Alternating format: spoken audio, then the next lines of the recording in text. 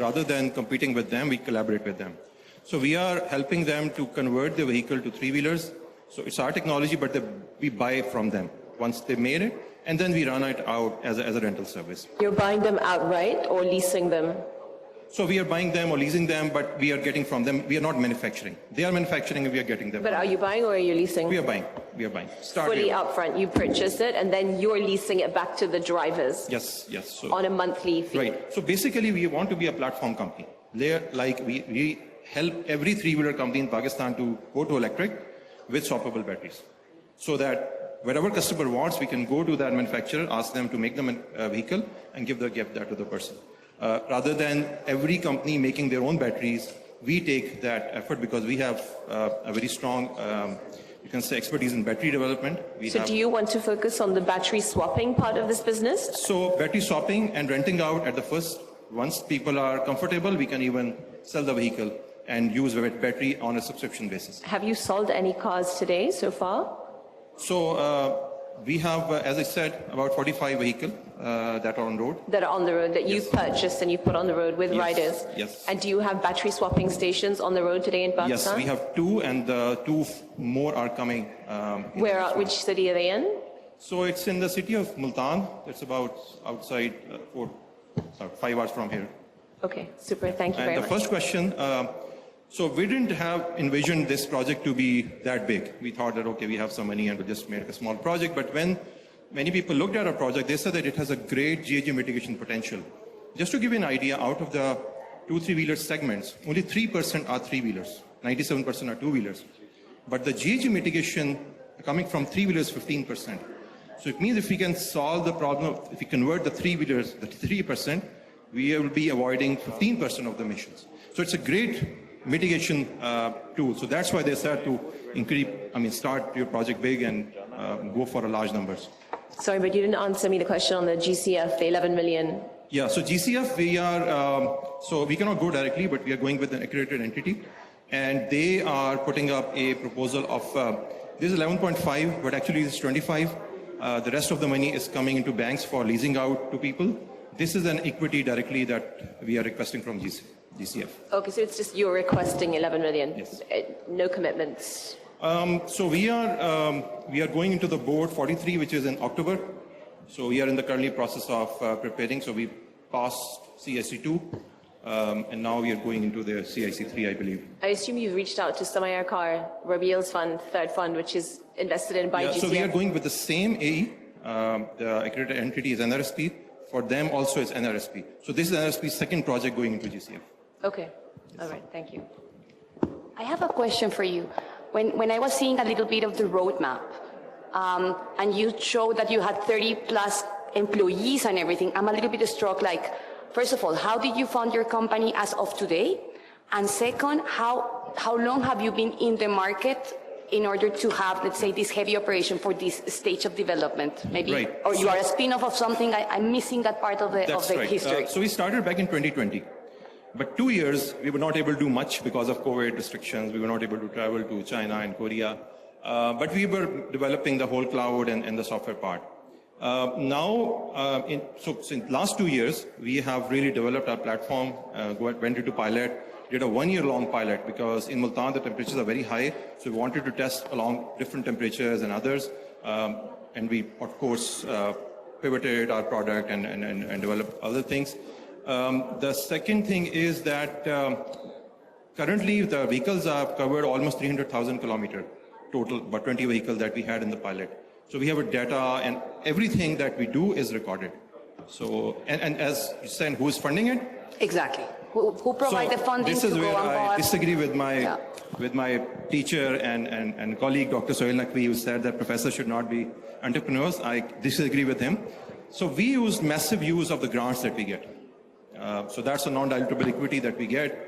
And can you give me a ballpark number about the grants that you have received so far? So grants and some seed funding helped us. How much? Ballpark so number. We have a commitment from investors about 1.5 million. We burned some of it, but we are now expanding using that money. So technology we developed mostly using grant money. Sorry, so 1.5 million that you earlier described as being monies raised is actually fully grants. No. That's separate. The grants So are there's- separate. 1.5 million is equity, pure equity into the And startup. then how much in grants? It's difficult to count it because it comes in various shapes and forms. Because sometimes it comes in. Do you have a commercial co-founder? And you do need one if you don't have one. You are the professor, right? Who else do you have on your team that's the commercial co-founder? That's to help the you? best part about it. I probably have the best team in Pakistan available. They are taking care of a lot of things. So we have. Because I feel that, look, whilst the concept is great and it's excellent, there's just not a lot of clarity on the stages, the steps, and what you're doing, and obviously also on the numbers. I mean, we have a few minutes here, so I can't grill you much more than this, but I can already feel a lot of weaknesses on that, which is a shame because I think it's a phenomenal solution. So this is the first question that GCF and MF asks, because they are not looking at 5 years, they're looking at 15 years. So they want a plan for 15 years. Because of only the slide size, I can only show you the first 3-4 years, but we have a plan for. My question was, who is your co-founder, your commercial co-founder? So Noman Zafar is my colleague who is working on it. Is he full-time with you in this company? So he is coming from the business side. Is he full-time with you in this company? Yes. You can. Okay, thank you so much. Thank you. Dr. Saab, if I may, so Omar Zabul from Shuruk, we've invested in a similar space and we've seen companies out of Bangladesh who actively are in this space as well. I have particular questions on the battery that you use and what have you found in the weather of Multan, how does that fare? Yes. And the other is that on your business model, you're taking all of the asset heaviness on your own books and you're just renting it out. And knowing Pakistan and like the Pakistanis using a rented vehicle. So two great questions. I'll answer the second one again. First, it is an asset-heavy model to start with, but we are going to shed our weight as we go along. I can tell you about that. It's a whole way of how you can change the behavior of people and then go like later. But at the start, in the first 2 years, probably we have to be asset-heavy. About the battery side, probably that's the biggest puzzle in the EV space. So what we did, we actually have been looking at battery suppliers.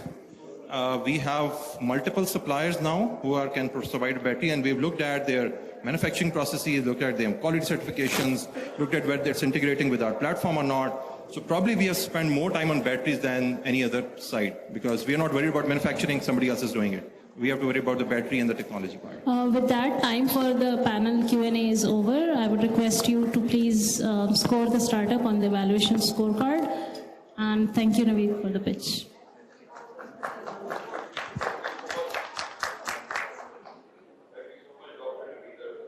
Now, ladies and gentlemen, I would invite the third startup, Innovative Technologies. I'm very lucky that I've had this gentleman over on my morning show, on the only English morning show in the country. Dr. Farooq Bhatti will pitch his startup, Innovative leverages AI-powered Internet of Things solutions to reduce energy consumption, prevent product spoilage, and boost operational efficiency across healthcare, food, and other industries. Let's welcome the founder himself, Dr. Farooq Bhatti. Bhatti sir, best of luck. Thank you, Jay.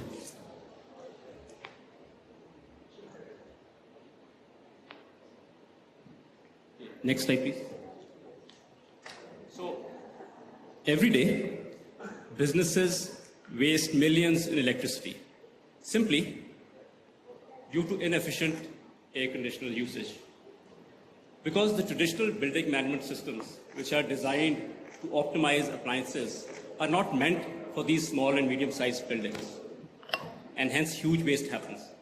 I'm Farooq Bhatti, co-founder Innovative with my other co-founder Muazzam Maqsood, and we are developing an energy intelligence system which is designed specifically for small and medium-sized buildings to help these cut costs and make them more sustainable. So next. So 80% of commercial spaces globally are based out of small and medium-sized buildings that do not have a sophisticated BMS that the large buildings have because these are costly and complex. Now, around 30% of global energy consumption is consumed by these small and medium-sized buildings. But shockingly, they waste around 50% of this energy. Why? Because of manual control of air conditioners, which is a major part. And why is that so? Because we are humans, we make mistakes. We forget to switch off systems. set inconsistent temperatures. And without a personal financial stake, energy saving is not a priority. Now, air conditioning contributes to around 3% of global carbon emissions. So this status quo of manual air conditioning control is costing both the businesses and the planet. Now, to address this huge challenge, EduTv has developed an energy intelligence system which is affordable and scalable, designed specifically for small and medium-sized buildings. Our AI-powered IoT platform allows businesses to manage hundreds of air conditioner units through a convenient user interface. The AI, using real-time data of temperatures, energy consumption, and human occupancy, optimally controls the air conditioners, which results in up till 55% energy saving. It is plug and play, quick to install, and using the AI analytics, the senior managers can have very good picture on the temperatures being maintained across facilities and the energy consumption. So it ensures optimum operations. So we've started to deploy this in, across multiple businesses. For example, in a hospital, it actually demonstrated 48% saving. In Park Austria Volksschule University, we demonstrated 55% saving. And in a food chain, 35% savings were actually demonstrated. Our first client is NIC, where we deployed 10 units. And in the first month, we've demonstrated 55% savings. We are currently in talks with major banks and some hospitals, and we're getting a lot of interest. Next, please. So our first product was an IoT-based cold chain monitoring solution, which is in use by these well-known clients in the healthcare. And we are leveraging our existing expertise in IoT development and servicing to go into this 2 minutes segment mark that we're targeting. Next, please. Next. So our SOM is any business with 50 plus air conditioners, which mainly includes hospitals, banks, franchises. Next, please. So our business model is that we charge an upfront fee, $13 per AC, and followed by a monthly subscription where we charge around $4 per AC. So look at a typical client that we have. So for a bank, an average operational expense for a single AC is $25. If we do a 30% saving, that turns out to be $37 per month, and we charge 20% of that saving, which turns out to be around $8. So across 8,000 branches, this has a revenue potential of around $530,000. Next, please. So we have these main players for the large BMS, but for the smaller ones, there are few companies who are working well in India and Malaysia, and we are using our existing expertise to use AI and stay more on the software side and offer more customized solutions. So here's our growth roadmap. So in the next stage, we would go on to encompass more systems into our system, and then we would evolve into a cloud-based virtual BMS. So we are going to be the Google Nest for distributed small buildings in the world, which is a large untapped market. So our regional expansion would go into other cities, and then we'll hit MENA in the next 2 years. And then by the end of 3 years, we aim to reach $1 million in revenue. Here's our team, myself and Mozzam. We both PhDs in electrical, and we've got good expertise on this startup expansion and on the industry side as well. And lastly, we are looking to raise $250,000, which will help us reach $150,000 in revenue in 2 years. And here's our utilization plan. Would mainly be going into product development, sales and marketing, and inventory. And thank you so much. Thank you, Farah. Over to you, panel. I would request to take at max 2 questions, so we can have more questions from other investors too. And with that, over to you. If I may start, Bhatti sir, I'd love to understand if your solution can work on any type of HVAC systems or air conditioners, or do you need smarter air conditioning units or nodes? Absolutely. We are make and model agnostic. Works with every kind of make and model of the air conditioner. Cool. And the second question is, why have you focused on small and medium buildings and not necessarily big ones? Because from a go-to-market perspective, it may be more effective for you to lock in big developers or facility management companies, as opposed to spread yourself thin on a long tail or a mid tail of buildings. Right. We're not targeting large buildings because large buildings already have BMS. We're going into that segment that cannot have a BMS. So we are going to be the virtual BMS for 80% of the commercial businesses which are BMS-less at this time. Can you tell me, please? Sorry, you go ahead. Yeah, thank you. Just trying to figure out the traction. How many ACs that you are managing right now? How many units? Right. So as I said, our first client is NIC, where we have deployed 10 air conditioners. वो तो घर की बात होगी ना, NIC. We're talking about the customer, paying customers. Right. Yeah. Okay, no, we do not have any other paying customer, although we are post-revenue in our other segment. We are getting revenue from there. But, okay, I can tell you we are in talks with, one of the largest bank, two banks, I can even take names, Faisal Bank and HBL. For example, the energy waste in ATM cabins and in branches is a huge challenge. You walk into any bank and you would see that it's running at 30. And if you just bring it down from 30 to 28, you save 15%. If you get down from 30 to 25, you save 50%. That's a huge opportunity. Okay. Just one last question. Competition. Do you see any competition in that regard within Pakistan or anywhere else? In Pakistan, there are two small companies who tried to offer some solution, but they're not notable. They're not visible anywhere. There's one company which is working in the BMS market, where they're trying to optimize the BMS. That's a slightly separate segment. But yes, there's a good company in India, another in Malaysia. They're doing very similar work. All right. Thank you. I want to ask you a question. I'm sorry for my ignorance, but can you explain what is AI in this? Because I did not get what part of that is AI. Because usually ACs, they have these temperature controls. When you set it up to 26 or 25, whatever temperature, they actually go into hibernation after that. So my question is, I have two questions. One is, I want to know what is AI in that, since you actually mentioned RMI as well, and a friend of mine owns that. So they are centrally conditioned. So is it central as well? And since you have started this project in Pakistan and you want to save energy, whereas being an entrepreneur, like you mentioned, food as well. So one of my babies is food business as well. And we have multiple indie restaurants throughout the country, but we are going solar. How do you compete with that? Because I'm sure there's another cost to that, but still it's a long-term thing. Can you just explain that, please? Thank you. For the AI part, we are going to handle complex spaces, shared commercial areas where there are a lot of people sitting. So we have occupancy sensing. Occupancy sensing without vision is a bit difficult thing. You could do people walking in, walking out, but when you start to track more people using 2D IR sensing, that's where AI needs to kick in. Secondly, you also need to do predictions that what's the pattern in a building, and that's the kind of learning which AI does. So these are two ways how AI would come in. The second part for the solar. Well, let me tell you, one of the hospitals we're working with, they have solarized, but that solar is only catering for 20% of their capacity. 80% is still coming from the main grid. Once they install this system and they are able to cut down their expense by almost 30%, so then they're transiting more towards the solar side.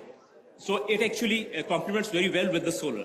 The third part on the HVAC, yes, those buildings that have existing HVAC backed by BMS, we're not going there. But a large, I would give you an example of Fauji Foundation Hospital that has an HVAC and that has got 700 split units, but they don't even use their HVACs because somehow Pakistani psyche is that we are better off using our own units. So that's the other part. Can I add one thing to it? I'm sorry, everyone. Barrier to entry, because I noticed that this product is going to be costing around $14 each. Correct me if I'm wrong. So already the companies that are actually producing the split units, the air conditioning units, can't they actually install it within their ACs, because they have already come up with Wi-Fi adaptability, and I can actually have I've never done that, but I know that my ACs are actually can be connected through Wi-Fi on my phone. So entry to that. On the, I just wanted to comment on the RMI. RMI is HVAC based, yes. But even in the winter period, there are rooms where they have the electronics for the MRI machines, X-ray machines. They are using up to 14 ton of capacity of air conditioning just to keep those rooms at a specific temperature. So even they were in the problem, because in the winter, despite of the HVAC, they cannot shift it to cooling mode, because in rest of the hospital, they need to have it on the heating mode. But in order to keep these rooms, they still need split air conditioners. but they do not have any mechanism of collaboration between those air conditioners where they can work together to maintain a certain degrees temperature. So they either need to turn all of them on or turn all of them off. And that is the same answer to your second question, that the air conditioners which are installed everywhere, yes, independently, they can work independently with a Wi-Fi controlled capability, but there is no software capability which can create a cluster between all of those air conditioners to have a collaborative cooling, whether with Wi-Fi or without Wi-Fi. I'm sorry, my question was, can't they actually come up with that? Wi-Fi was just an example. The idea was like the same AI, whatever you guys are like actually like producing, can't they actually embed it in their ACs already? Wouldn't it be like, what is the barrier to entry for those people? Okay, so the barrier is, our solution is bespoke. For example, once we go into a facility where there are like 12 ACs in a big hall, the occupancy sensing using IR has to be strategically done, which you cannot do by pasting a generic IR sensor on every single unit. So that approach works well for a single office or a single room, but it does not work well for a distributed building, multi-room, open spaces environment, a bakery chain that has 50 bakeries. I'm sorry, my question is still, you did not get my question. Let's say I am Pell and I'm producing ACs. So why can I not actually do what you're doing within my ACs? Because most businesses have got multiple vendor ACs. Yeah, because... Sir, my question is still again, as a manufacturer, if I am an AC manufacturer, can I actually replicate what you're doing? Sir, because I have Pell, I have Daikin, I have Sabro, I have a lot of these vendor ACs into my facility. If I had taken this from a single vendor and they had that kind of answer, probably yes.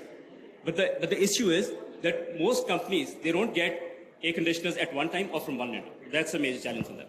I just want to add, look, for the benefit of everyone, I also know this space very well because I've seen many, many companies in this space. I'm an advisor to one on the larger scale in the region. For the benefit of everyone, it is a phenomenal solution, again, solves for real energy critical issues. And the AI is excellent. Like, it's able to predict how often someone sits in a specific space, and so it reduces the AC in that space. So the results are incredible of these things. However, the problem is that it has become highly commoditized. China is throwing out these devices everywhere. But I think you kind of partially addressed something for me, which was interesting, which is that even if I was to buy the device off Amazon, I can't, in best practice, apply it in a way that will optimize for that, which is why you exist to serve the SME market. And is that the correct understanding? Yes. Yes. Thank you. That's right. Because that's why we're not going into consumer space. We are creating customized solution for businesses.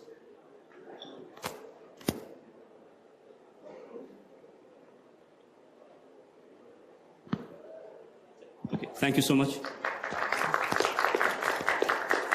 Would request the panel to please score this evaluation card. Thank you, Farooq, for the pitch.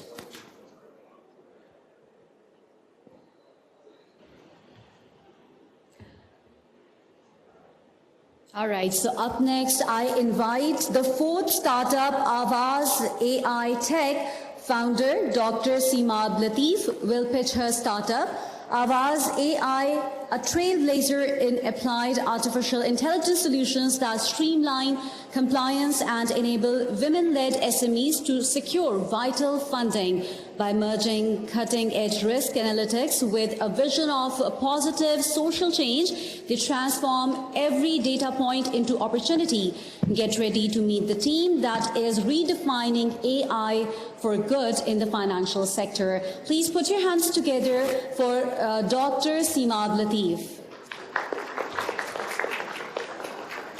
Thank you. Hi, everyone. I'm Dr. Simad Latif. So risk is at the core of every decision-making in finance. So at Avaz AI, we enable banks to redefine how they identify, manage, and leverage risk. We transform costly obligations into strategic advantages. Negative news screening of high-risk customers is mandated by FATF and the State Bank of Pakistan. Yet, most banks rely on manual processes. Compliance officers have to go through mountains of articles, frequently finding duplicate and irrelevant information. Relying only on the outdated methods exposes banks to regulatory risks and hefty penalties, often amounting to tens of millions. Awaz AI's negative news screening system automates the entire process in real time. Deployed on a secure financial cloud, it filters out 90% of the duplicate and irrelevant information with just few clicks. Our solution provides compliance, it preserves the audit trail, and significantly reduces the error rate and the efforts. For a large bank, a team of 10 compliance officers spend more than 1,700 hours on manual screening. Our system reduces that to just 170 hours at 1/10 the cost. At Awaz AI, we also extend our risk intelligence for credit assessment.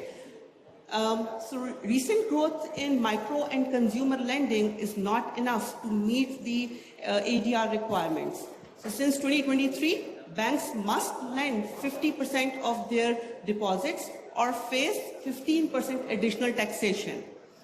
Unfortunately, for low to medium loaning, the credit assessment still relies on the audited account, which are already delayed by months at the time of loan application. This only provides delayed and partial insight into the borrower's health.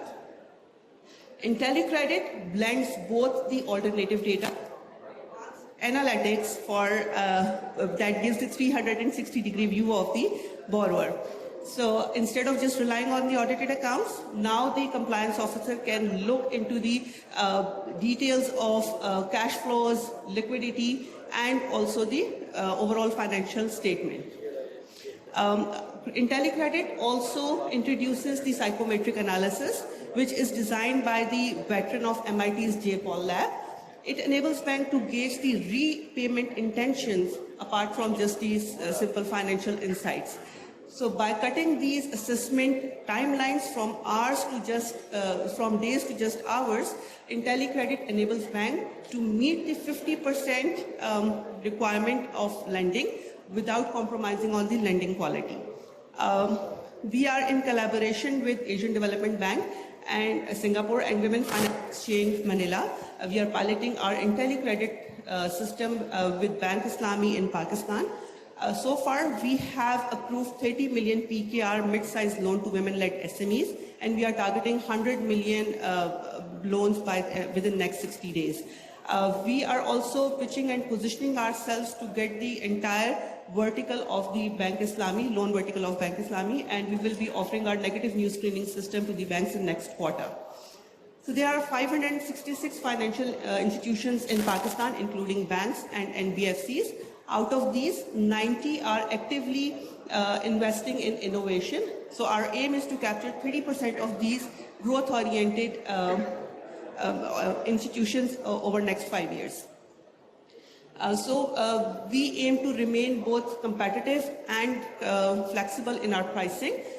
So for monthly access fee of 750,000 rupees for IntelliCredit and 200,000 rupees for a negative news screening system, we project to have 300 million annual recurring revenue by the end of 5 years. So we project to have accelerating adoption, growing from just 3 institutions in 2025 to 27 by the year 4. So this adoption is fueled by our flexible on-prem and cloud-based deployment options. We anticipate... Please wrap up, time's up. Okay. So this is me, Dr. Simab Latif. I have PhD in Artificial Intelligence from University of Manchester. My co-founder has extensive experience in executive finance, and we have delivered a couple of commercial projects to Kareem Dubai, Skylabs USA, and many more. And this is our ask. We are asking for $100,000 and strategic introductions to other financial institutions. Thank you. Thank you. Over to the panel for Q&A. Please keep it brief. Yeah, I have a few questions because that's kind of areas that I'm very much interested in. Few things. You are only providing these for the banks that they are doing micro SMEs and SMEs, or it can go for the medium and the large corporate as well? So currently BAPL, it is a commercial bank. So the lending system, it is for medium to large size loans. It could be extended to corporate lending. So what is the turnover of the companies that you're talking about? Banks? No, the medium enterprises. Okay, enterprises, since we started with mid-sized loans, so it's like usually having just 1 year of banking statements, because that is where we are taking the alternative data. And for banks, usually they ask, there's no such thing as clean lending in Pakistan, it's all collateralized. But with Bank Islami, and by using our system, we were able to reduce the collateral from 100% to 40%. Okay. And one more question. Why banks should, is it coming at part of the extension to the core banking system, or is it something need to be implemented from the beginning, and why they should accept that? Because there are competitors that they're doing the same. What is the difference between yours and the others? Yeah. So they can incorporate it in their core banking system, but we do all the analytics, and then we provide this whole platform to the loan officer, so he has the complete visibility over it. Yes, they are competitors. Specifically in Pakistan, we don't have that kind of open banking, so we use a lot of natural language processing generation to extract all that insights. And where we want to take it is create a complete what we can call a credit market, based on many different kind of alternative data. This is just the start. We work a lot on empowering what you can say WSMEs, women founders. So all the data that we are getting from them, eventually we want to offer them loans through a marketplace. Okay. I worked actually in the past with 27 banks in the UAE. Do you have any plan to expand in the UAE and Dubai? Of course, currently we just want to, for next 6 months or 12 months, we want to have a product that is well tested in everything. Okay. And there are 4 pillars of data that we require, right? We require alternative data, we require psychometric, we require traditional audited accounts, and 4th is user data, which we are acquiring through our, we have a digital mentor. We have a mentor that helps WSMEs to chat with it, and it has agentic capabilities and stuff like that. So once we have these 4 pillars, these 4 data pillars, then we feel like we will be able to have that a secret sauce, that something that is a very niche, with which we can go, of course, into the MENA region, where that would be for Pakistani startups. That is the first of our guys. I have many more questions, but I don't want to take more of others' time. So I would like to meet you at the end of the today. Okay? Thank you. I have a question as well about the AI behind it, because it's always about the default rates. Do you already have some data about how your credit scoring ranks with the more traditional methods that they are using? Okay, with alternative data, like the bank system and stuff, what gives us is like we can have post-loan monitoring, right? Because we can monitor, it's not just when you get the audited statements, you get the loan and that's about it, and it's more about repayments. But we can monitor the business if we can keep on getting, after 6 months, we get our bank statements. So do you already have some data on the default rates? No, because this is what we have just started.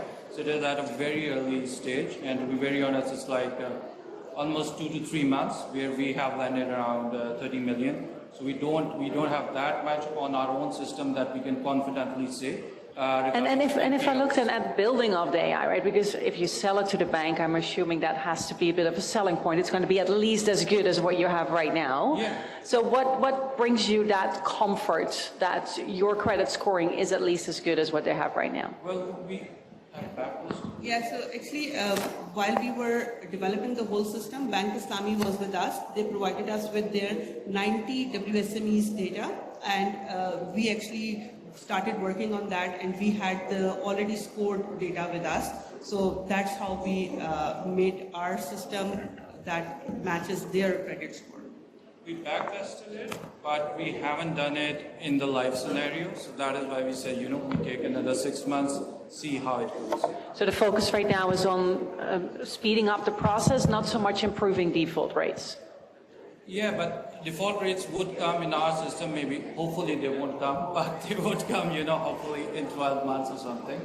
We, when we backtested it, our default rate was 0.7%, which was really good. because at industry level, SME is doing 3.2 to 3.5. We have to understand SMEs is always bottom of pyramid, always far more risky than commercial lending. Sorry to interrupt. We need to wrap up the Q&A session. We do have one-on-one office hours after these investor pitches, so you can meet the startups later. Thank you. Thank you so much. Thank you. Dr. Simab. Thank you so much. Awaz AI Tech, the founder, Dr. Simab Latif, thank you so much for a wonderful pitch as well. Now, ladies and gentlemen, I would like to invite the fifth startup, Vision RD. The founder happens to be Mr. Ahmad. He will pitch his startup. Vision RD is revolutionizing manufacturing through AI. The AI-powered worker assembly verification acts as a co-pilot, empowering workers. Ladies and gentlemen, let's give it up from Vision RD, Mr. Ahmad.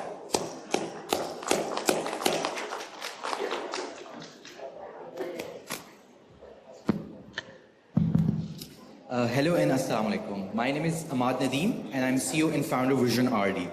As Vision RD, our goal is to redefine manufacturing sector with AI. And we want to be one of the global success stories that originate from Pakistan and goes global. Next slide, please. At 16,000 feet, Boeing's emergency exit door suddenly blew off. So that is the cost of quality-related issues. As a result, their CEO had to resign, their stocks tumbled, and they are under scrutiny from multiple countries. So that is why making sure that there are no quality-related issues during manufacturing, because that can be a disaster for any manufacturing company. Toyota shared with us that few seconds downtime at manufacturing due to any quality-related issue is 1.5 lakh rupees lost. Not only that, Kia also shared that worker making mistake during manufacturing caused them a loss of 7 million rupees if even one car is not manufactured that day. Thus, their targets are not met. Companies are unable to identify that how they should scale their production while keep making sure of the quality. So companies are launching EV cars, new models and everything. So they have to manage the quality and the scaling.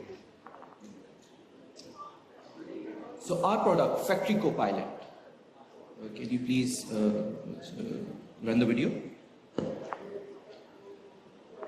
Okay. So our product, Factory Copilot, it helps analyze the manual assembly procedure during manufacturing. Even if a worker is making one small mistake, even if he is missing one step, or if he is if he's missing one step during manufacturing, or if he's not working in that cycle time in which he has to work, our system would give real-time alerts to make sure that the quality-related issue is detected at the assembly time and not at the end of the stage. So next slide. Next slide, please. So as a result, what it does, it helps optimize a worker by up to 30% because it is like a co-pilot for the factory worker. It reduces the defect detection rate at the next stage by up to 90%. Thus, the defect is basically caught during the assembly procedure. It helps the worker to train up to 40% faster because the worker is getting real-time feedback for any small defect that occurs. For example, Kia, they manufacture bumpers and they have 40 steps to assemble that one bumper. Even if one step is missed, it's a quality issue.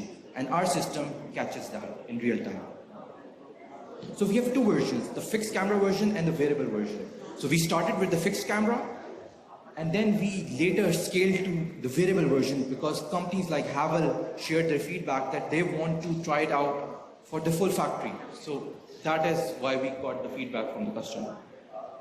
It can scale across any number of use cases, from bolt tighten verification to assembly line verification, from automotive to aerospace. We are targeting automotive sector right now. We will be scaling the same product in the Saudi market. In aerospace sector, we are targeting PSC camera in Pakistan, and we are already talking with Turkish Aerospace, and then we'll tap in the Turkish market. Our total addressable market is around $5.94 billion, and our SOM is around $10 to $20 million. So what's our pricing? This is our initial pricing. For one deployment, we charge 2 million rupees for one use case. In global market, we'll be charging $15K. For variable, the deployment cost turns out to be similar, around 2 million rupees. And in global market, we'll be charging $15K, and 10 to 15% is the annual maintenance cost. So as we scale up this use case in one factory, 1 minute we have mark. a very much advantage in GPUs. Okay, so we have converted Thal Engineering. Toyota is a customer for one of our use cases in AI in manufacturing. Havel has bought one wearable, and it said it needs to scale it to the whole factory. Kia has signed one use case bumper assembly verification and in discussion for 7 use cases. And Rapid Dev, one of the biggest chip manufacturers in Pakistan, is our customer. Our goal is to tap in $600K of revenue. Yes, we make big goals, but we want to go global and become a global success story. We're raising $220K. We'll be doing conditional trials leading to production with those big companies. And we are tapping aerospace sector and defense sector. And we are also exploring oil and gas. For example, even one customer like Aramco can be a huge revenue opportunity for us. So thank you for your time. This is our new office, and we're ready to raise funding, go global, and be a success story. Thank you. We'll just take quick 2 to 3 questions. We have to keep the next lunch time in mind. So please. A great idea. Great idea. Question is competition. Basically, it's video surveillance on a assembly line. Please go ahead. So that's a really good question, the competition. In Pakistan, there are no companies that are providing such solution. This is a feedback from Toyota. There are global companies like Retrocausal that are working in US, Japanese market. But the core advantage we have, we are working in a wearable AI version as well. That is the feedback we got from Havel. And this is something that Retrocausal is not providing. And this is something after some extensive R&D that we have that can beat the competition. So I'll show the last slide first. But then again, everybody is going to adopt AI. Yes. So just keep that in mind. Yeah. But you have to have some yes. factor. Just move to the last slide, please. The team. So Usama Amjad, our head of AI, we beat Chinese team in an AI competition. Our paper was presented by Google team themselves at the CVPR conference. So we have an AI loaded team with us. And the research we are doing, that is our competitive advantage. In the wearable version we are working on, it would take some time for the world to come to that place, but we'll be one step ahead at that time. Great. Thank you very much. It was a clear presentation. I just have 2 questions. Number 1, I love the slide when you talk about the factory copilot. So your value proposition is extremely clear. So 30% optimization, 90% in the defect of the defect, let's say, rate, and then in worker training. Exactly that one. Thank you. Are those assumptions has been tested? And if you can be direct, like to the point, how have you proven in any of your pilots that you are close to deliver that promise? Okay, so that's a very good question. In terms of testing those assumptions, what we do is that we deploy our technology, and the workers are also monitoring in real time how our technology is performing. So some of our global figures, like 90% defect detection rate is a global figure, and we have also tested this out within Pakistan. So maybe let me rephrase the question so that we go direct.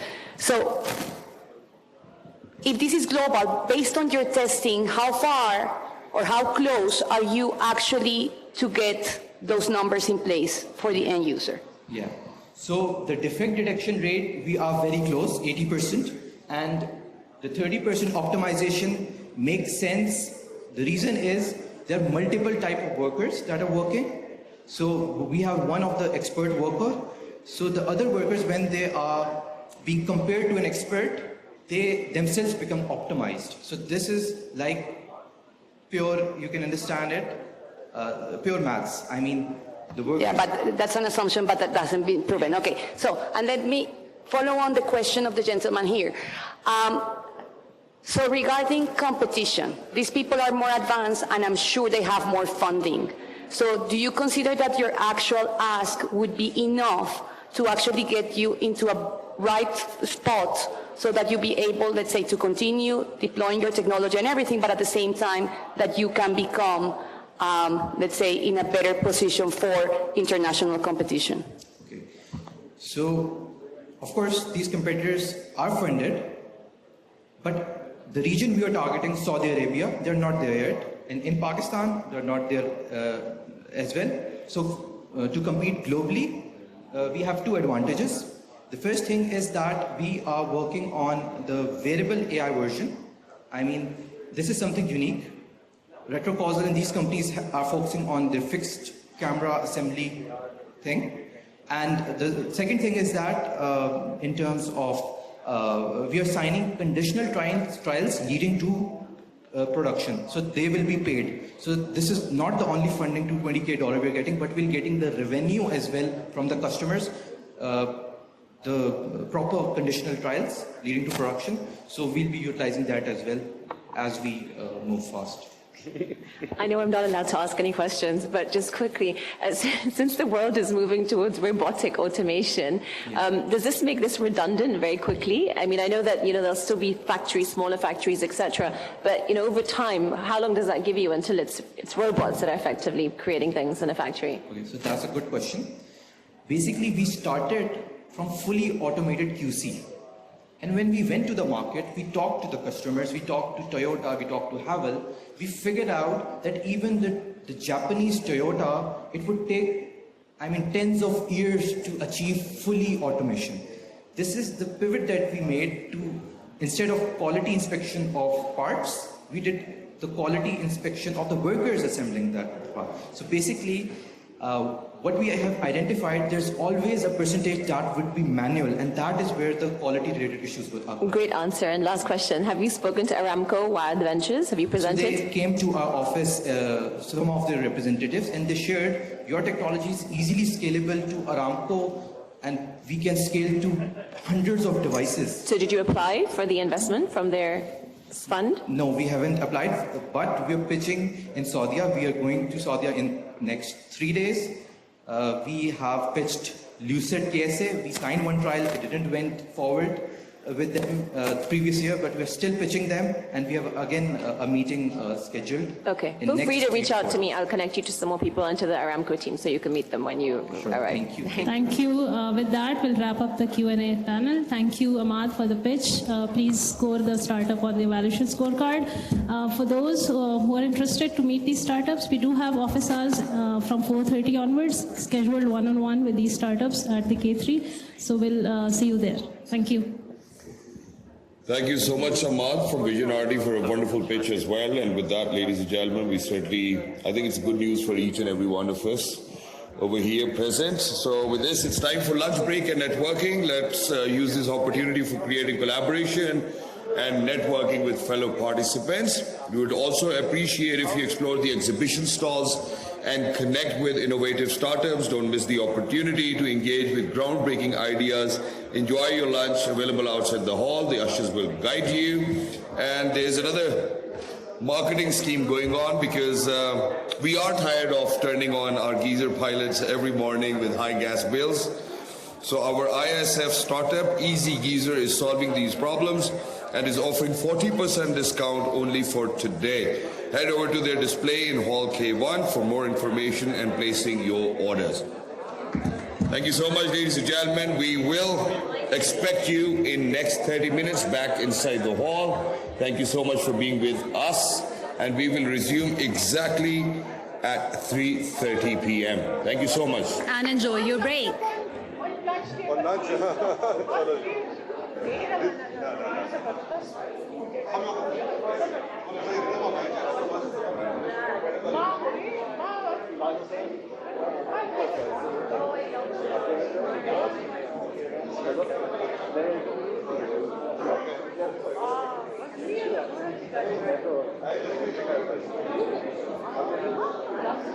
How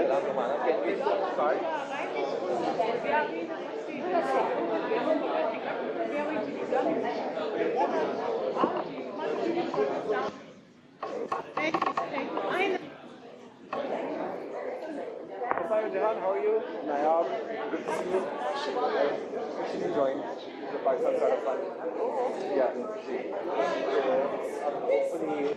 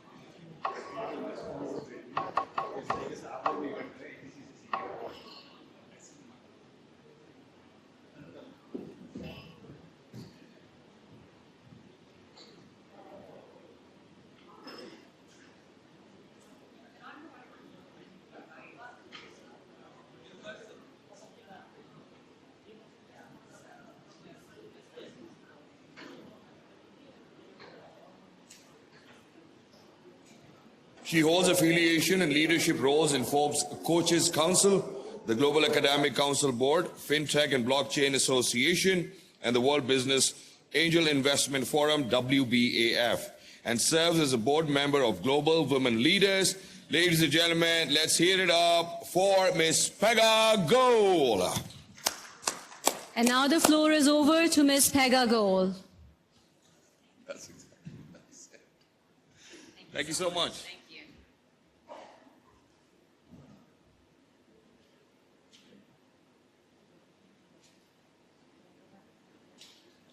Can everyone hear me? Hello? Can everyone hear? There is no voice. Hello? Sorry, excuse me. Hello? Can you hear me? No, it's not.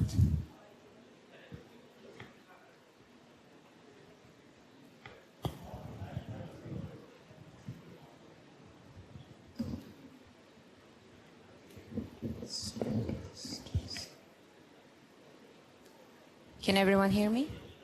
Hello? Can everyone hear me? Bismillahir Rahmanir Rahim. Assalamu alaikum. I want to start my session with the poem from Allama Iqbal. خودی کو کر بلندت نه که بر تقدیر که هر تقدیر سی پیلی خدا بندی سی خود پوشی بتا تیری رضا کیهی. Rumi said, wherever you are, be the soul of the place. I'm the soul of Pakistan today. Assalamu alaikum. Thank you everyone for being here. It's an honor to be part of this excellent event, and I want to thank all of the organizers for the tremendous work that they have done. So, if you allow me, without further ado, I'm just going to start the session, and I'm going to ask our esteemed panelists to join us. Can we welcome and have a round of applause for Muhammad Anwar Khan.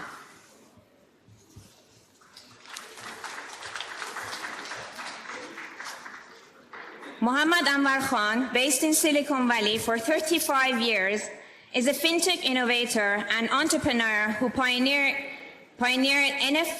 NFC mobile and contactless payments. As a founder and president of the VivoTech technology, now powering Apple Pay, Google Pay, and contactless payments cards, impacting over 2.5 billion users with 50+ patents. His work has shaped product of global leaders like Visa, MasterCard, Apple, Google, Samsung, and all leading banks globally. Previously, he was founding team member at fintech unicorn Verifone, expanding that into 96 countries. He's also co-founded OmniWay and contributed to PayPal buy button for social media. Anwar has served on multiple boards, including Armada Acquisition Corp, which led Resolve AI's $2 billion NASDAQ listing. Now as a vice chairman of Aspire Pakistan and founder of Park Angels. Again, can we have a round of applause for him?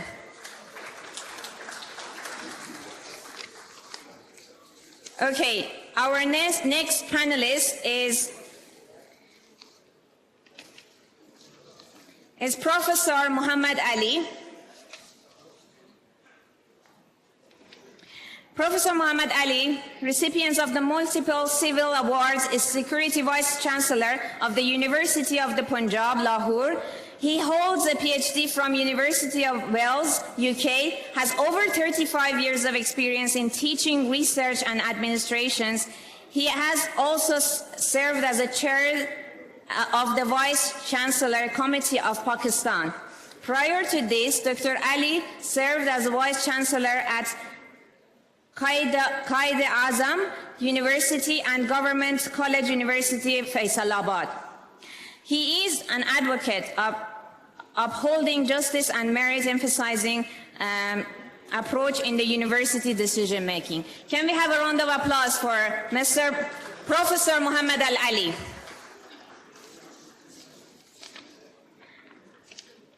The next panelist is Ms. Jihan Ara, CEO of Catalyst Lab. Leader, mentor, advisor, coach, experienced professional, motivational speaker, entrepreneur, marketeer, innovator, social entrepreneur, community leader, ecosystem builder, networker, communication industry, mission-driven, passionate skills in branding and promoting community building and support and guidance at multiple levels and when needed. Conferred with the Tamga Imtiaz by the President of Pakistan on 20 March of 2023 for 25 years of dedication service to IT and the startup ecosystem. And she is a great friend of mine. Can we have a round of applause for her? Our next panelist, Mr. Shahzad Rashid, CEO of Huawei Cloud BU Pakistan. Yes, please, round of applause. Ms. Shahzad Rashid is working as a CEO of Huawei Cloud in Pakistan. Shahzad's journey in technology sector is a testament to his commitment to redefining the boundaries of what's possible. His experience including key leadership roles at some of the world's most renowned technology companies, including Huawei, Cisco, and IBM. In these roles, he has developed deep understanding of cloud technology, not just from the technical standpoint, but also as a cloud economist, focusing on optimizing cloud profitability while ensuring that AI plays a central role in shaping the future of global product and services. As a CEO of Huawei Cloud Pakistan, Shahzad Rashid continues to lead with the focus on growth and innovation and integration of cutting-edge technologies. His leadership, but not only impacts of the present, but also sets strategies direction for the future, ensuring that Pakistan is well positioned in the global digital economy. His contributions are a beacon of the progress, inspiring others to follow his footsteps and contributed to the nation's technological and economic development. Please have a round of applause for Mr. Shahzad Rashid. Okay, there is a story I need to mention about our next panelist, which joining us online. She couldn't join us because there was so unfortunate situation. She missed her flight and she couldn't get the visa as well. So she was the moderator for this panel. but since she couldn't join, I just take up the challenge.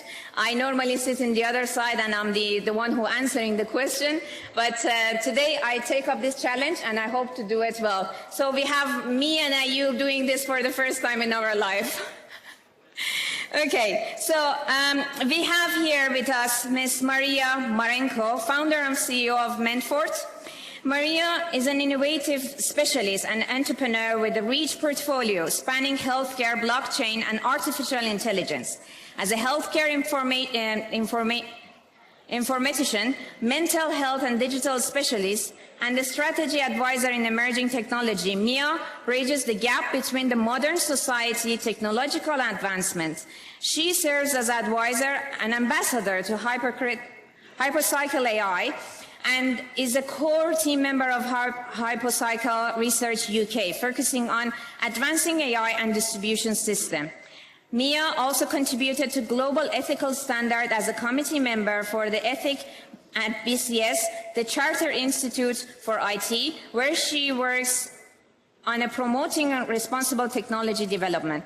Previously, she held a leadership role such as a vertical lead for e-health at the Swedish Blockchain Associations and Nordic chapter president for the Government Blockchain Associations. Her influence extends globally, having diverse keynotes at the international conferences on topics ranging from blockchain and AI to mental health and healthcare innovation. Please have a round of applause for Mia as well.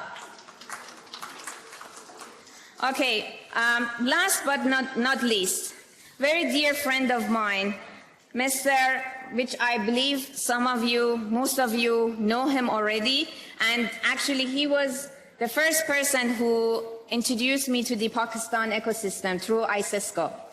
Mr. Muhammad Sharif, advisor at ICESCO. Muhammad Sharif is a director advisor, science and technology at Islamic World Educational Science and Cultural Organization, ICESCO, Rabat, Kingdom of Morocco. He earned his graduation from Leibniz Institute of Catalyst, LICAT, and Institute of Organic Chemistry, University of Rostock, Germany. He held various research positions within academics and industrial environments. Throughout his career, with a major emphasis on materials, synthetic and catalytic process development. Sharif also entrepreneur with experience in technology development, commercialization for diverse application in upstream, downstream, petrochemical and construction chemical industry.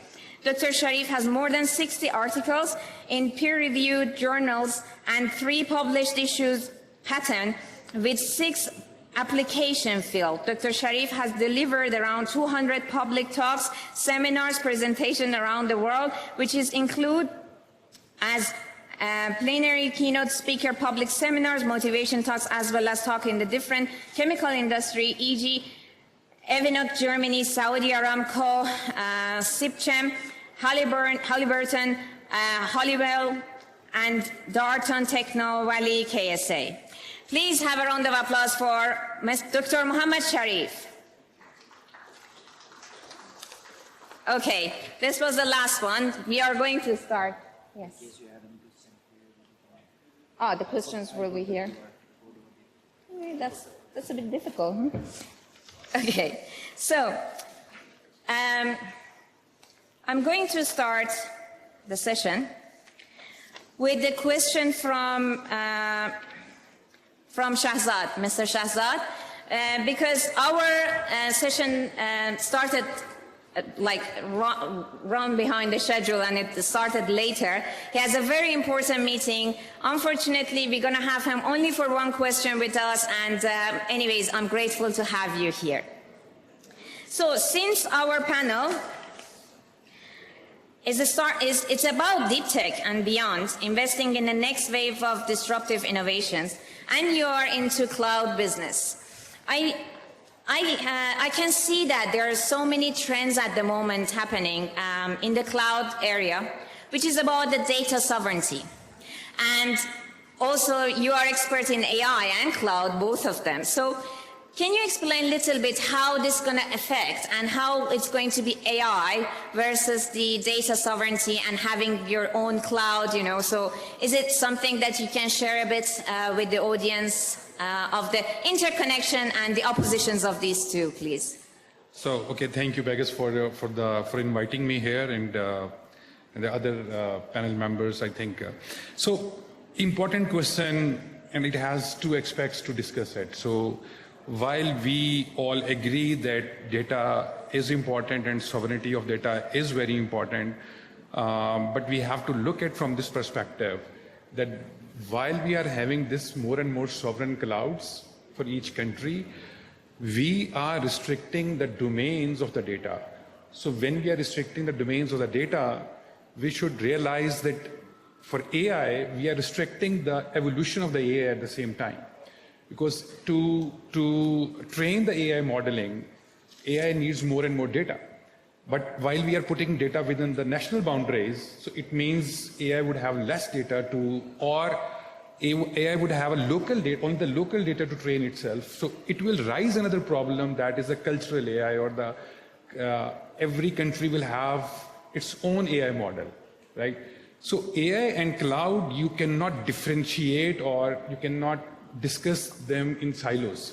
They are, strongly integrated and strongly dependent on each other. So whatever is true for cloud, that will be ultimately true for AI, because AI has to reside on some cloud one way or the other.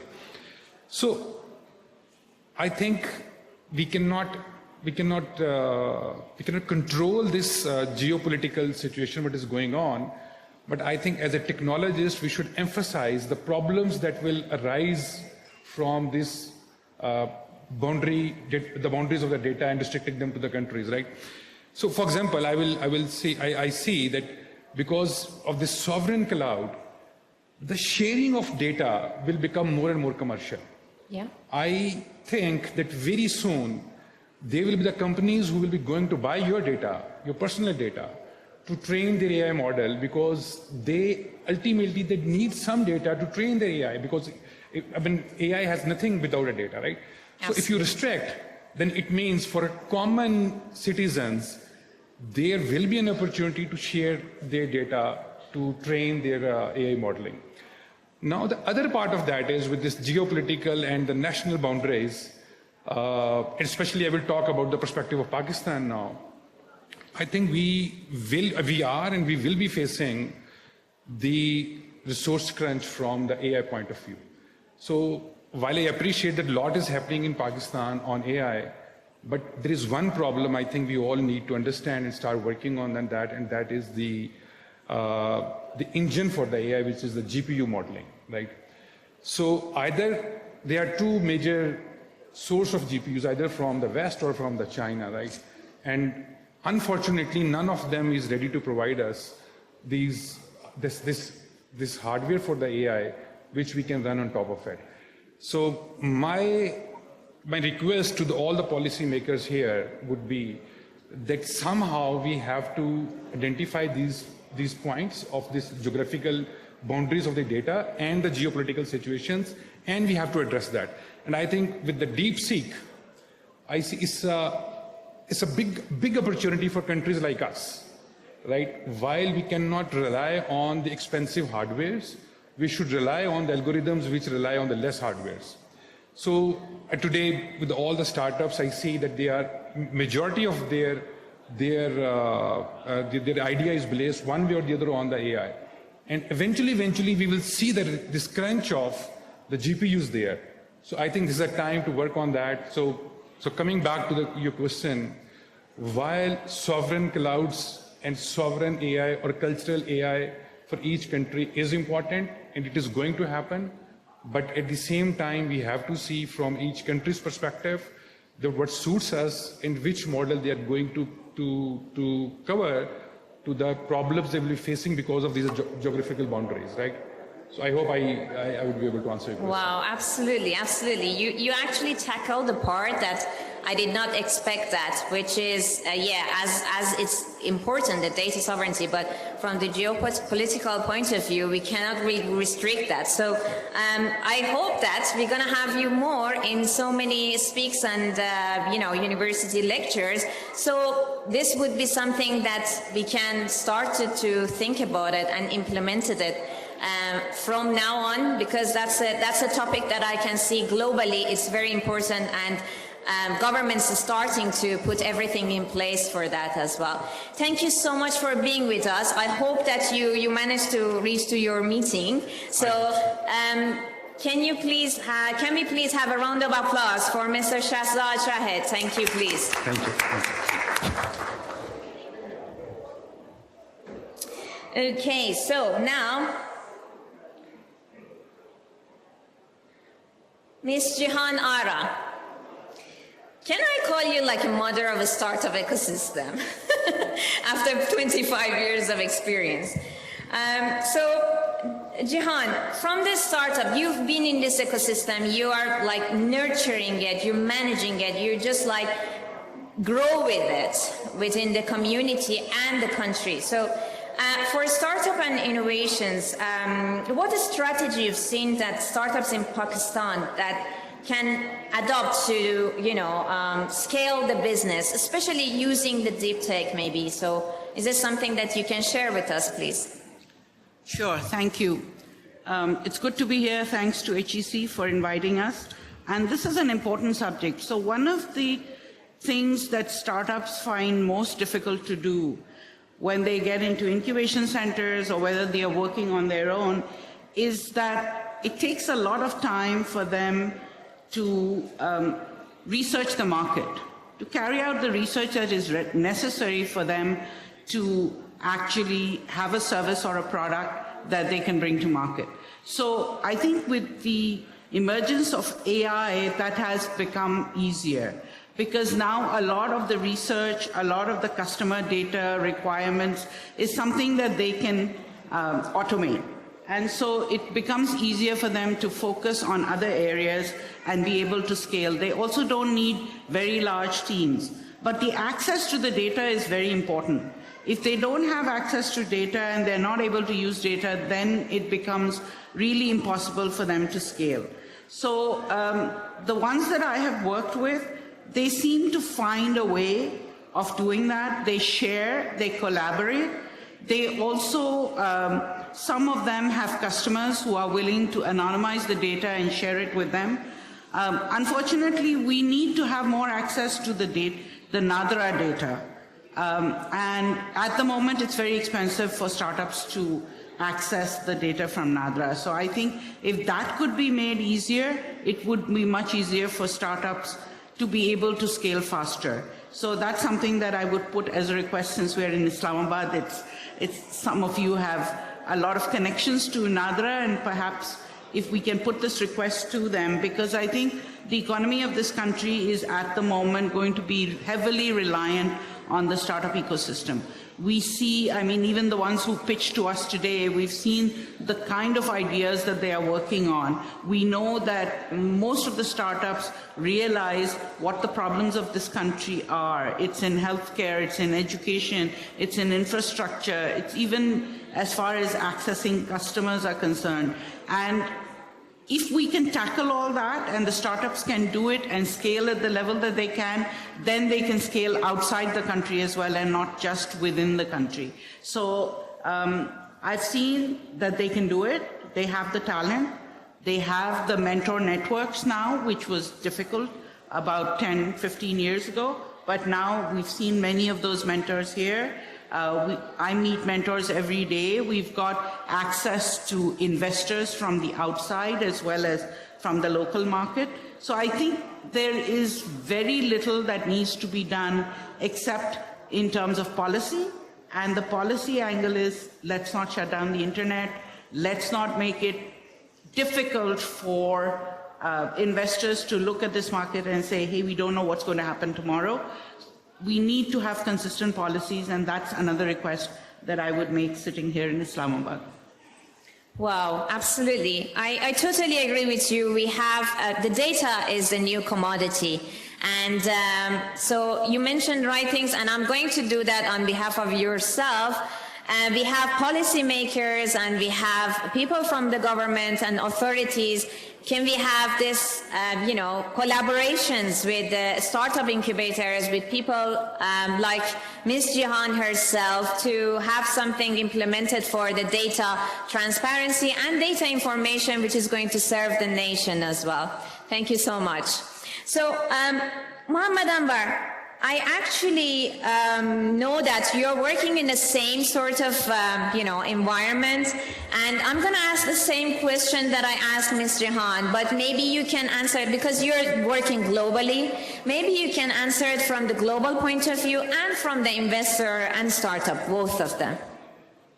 Absolutely. So first, I'm a strong believer that... Sorry, I think we need to... Can you hear me now? Can everyone hear? Yes, sounds good.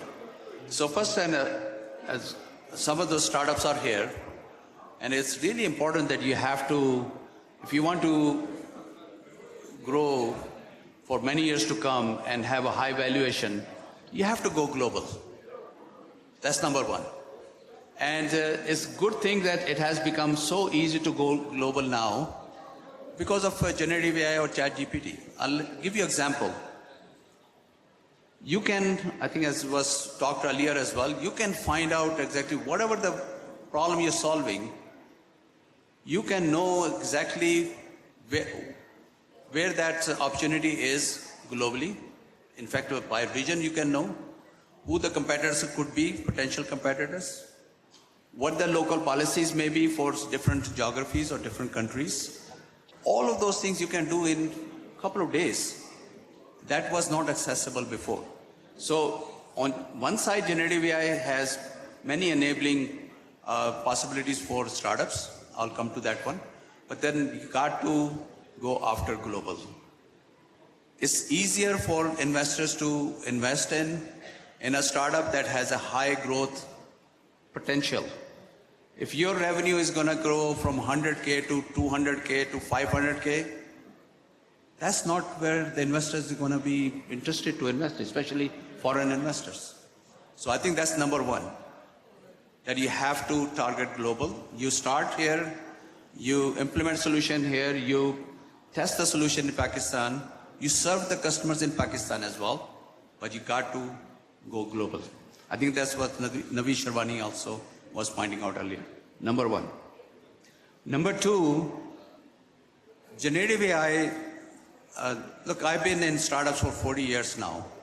My first startup was multi-billion dollar, multi-unicorn, you can say that. And what I've seen over the last 40 years, internet came in, it came new set of opportunities. As you know, Amazon would never exist if there was no internet. Google would not ever exist if there was no internet. And then after internet, boom, mobile came in, became further huge. WhatsApp that you use so easily would not have been possible. Or so many different mobile applications, you name it. Multi-billion dollar, number of unicorns just got enabled through mobile, could be more than 500. And now, generative AI, or let's just call it generative AI, came in. That's bigger than what internet and what mobile enable, because it's going to affect every aspect of business life and the consumer life. So it's a huge opportunity for these startups and as well as entrepreneurs. By the way, as well as any experienced person who understands their domain.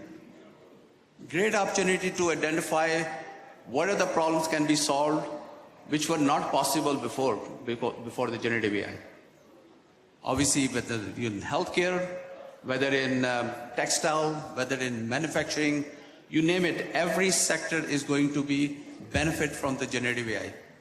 So somebody is going to solve the problem. To address those opportunities in various different vertical sectors, that's the place that startups, they must need to look at it. If your idea is not unique, It's not highly scalable. It's not going global. You got to look into pivoting and leveraging generative AI to get through that thing because you have such an open field out there. It's a land to grab out there. This is the time. And it's this time maybe another year or two, but then it's going to be taken over by others. So I think that's the one aspect of things which is extremely important for startups to really look at that. If their idea is not going after a huge market, if it's not unique enough, if it's a Me Too, then they look into this generative AI-enabled possibilities. That's number one. Number two, that every startup that even if you believe that's the market that you are going after is getting good traction, is scalable, learn generative AI. How you can develop various different feature set and capabilities in your services or products using generative AI. Give you an example. One of a startup, Super Butler, that's Park Angel Sport. They have a solution for hotel, like a digital concierge. And they have enabled in UAE, and now they have gone into USA, as well as some Spanish countries. So they wanted to implement the language. Using generative AI, what they were thinking is going to take about 12 months to 18 months to implement something. Using generative AI, they learned generative AI and implemented within 3 months. And they implemented all different level of sports of not only language in terms of text, but also voice. And as you know, the voice interactivity is going to be huge in the coming months and years because it makes easier for your user, your product user to interact with and be able to get that, whatever that response might be or so. So strongly suggest, get yourself, your people trained in generative AI using the existing pre-trained model. Think of it like as a prefab houses that already built for various different problems. There are more than 1 million models already exist. And use them to build the application that you're building. So for example, this language translation, all models already exist and be able to implement that thing effectively. So that's going to be a game changer in startups to become more competitive as well as be highly scalable and be able to move forward. Absolutely. Thank you so much for sharing. I think you mentioned in your talk about something very important, which it's not really relevant to what we are talking right now, but you talk about the startups that they try to be similar to like a Western startups, for example, the one in Silicon Valley. But at the same time, I think we need to consider that the government needs to also provide the same infrastructure, like following the same steps to become same as those, governments in the West. So even if the startups copy the same thing and they have kind of competitive products, but the infrastructure is not here, then it's not going to be, acceptable, or they are not going to go globally as they should. Absolutely. I would say the bottom line would be the high-speed internet. Yeah. You have to have high-speed internet access to all the cities and all the villages if we really want to have economical growth and leverage from this new era that is moving very, very fast, and otherwise we will be left behind. Okay, great. Thank you so much. So I'm going to ask another question from Maria, which she's patiently with us online. Based on, I know that your background is about the, automation and technology. Based on what you've seen, how startups in Pakistan or globally make sure that automation help them to, to achieve globally, and what would be the good example that you can share with us? Just quick request, please be mindful about the timing. They are actually pressuring me from here to make everything quickly. Thank you so much. Thank you. I'm not even going to ask to repeat the question because there was certain parts that I didn't hear, but oh, okay. So Based on your experience, can you share a good example of other countries that it can implement it in Pakistan for Pakistani startups and their innovations? So first of all, I know that you have asked, and the audience have asked to be mindful about the time, but I'm going to be a little bit cheeky, as I have the reputation sometimes to be. So first of all, I want to thank for a great event. I've actually been following the event since 6 a.m. in the morning here in London to be able to learn myself and not only share my experience, but I also wanted to see what amazing work Pakistan is doing. So I wanted to extend my gratitude for such a great event, and also great pitches from the startups as well. So going back to some of the discussions that have been said in this panel, I want to probably just reverse a little bit. I don't want to come in here and say this is exactly what Pakistan needs to do. I think Pakistan is doing a lot of great work, but what I would like to emphasize, though, that we haven't talked so much about, is first of all, we can look at each other's different experiences in other countries, but I guess that fundamentally we have to address the challenges and the bottlenecks that are currently presented locally. So I have a background coming from Latin America originally, and I can see certain similarities in, for example, we're not always 100% blessed to have a full coverage on infrastructure, and I think that infrastructure for sure is something that we need to look at to be able to nurture these startups to scale and move forward. So for example, as was mentioned before in my bio, I specialize on decentralized and distributed computing.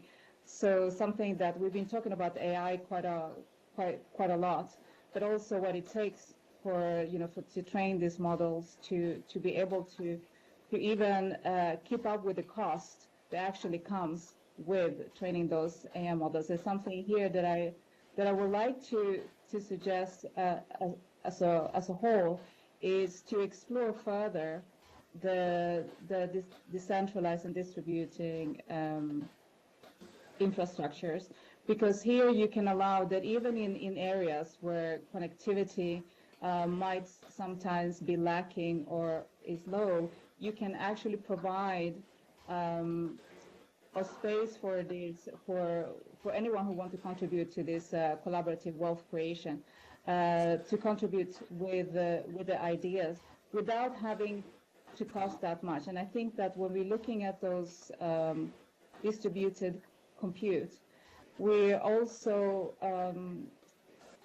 addressing some of the interest that also comes from the investor. It was mentioned in one of the panel earlier before lunch that there is a lot of accountability on startups. There are complexity in regulations, policy, and whatnot. So there's a lot of different stakeholders that come into this to make this whole ecosystem successful. So I think that when we're looking at those distributed systems, it comes with a natural of mitigating those risks that we can see on both sides. So for example, the transparency, the accountability, but also having the opportunity to be more diverse and inclusive. So I will say, I know that your question was about what examples we can see around the world, but I think that in some of the projects that I've been involved in as well, of bringing this infrastructure to be not only helping them to scale, but also to remain in the space, because we want to contribute not only for the startup to rise, but we also want them to stay in the system and for the longevity of it as well. So if you have any further questions in that, please let me know. Perfect. Thank you for sharing. As we are having we need to be time sensitive. I'm going to ask from our next panelist, Dr. Muhammad Sharif. Are you with us? Yes, Begum, I am there. Okay, perfect, perfect. So, Mohammed, as I mentioned at the beginning when I introduced you, you mentioned that you were the person who actually connect me with the startup ecosystem in Pakistan. And you're doing a great job in ICESCO with all the Islamic worlds, and we had a successful event in Baku as well. And, I would like to know more about the ICESCO Acceleration Program and how we can create awareness, what you're doing at the moment, and can we share with us a bit about the ICESCO? Thank you very much, Pega. It is really pleasure and honor to be with you, and I truly congratulate the Higher Education Commission Chairman, Executive Director, and also Ms. Nushaba for organizing such a wonderful event in Pakistan and connecting the investors and also bringing the people for the networking.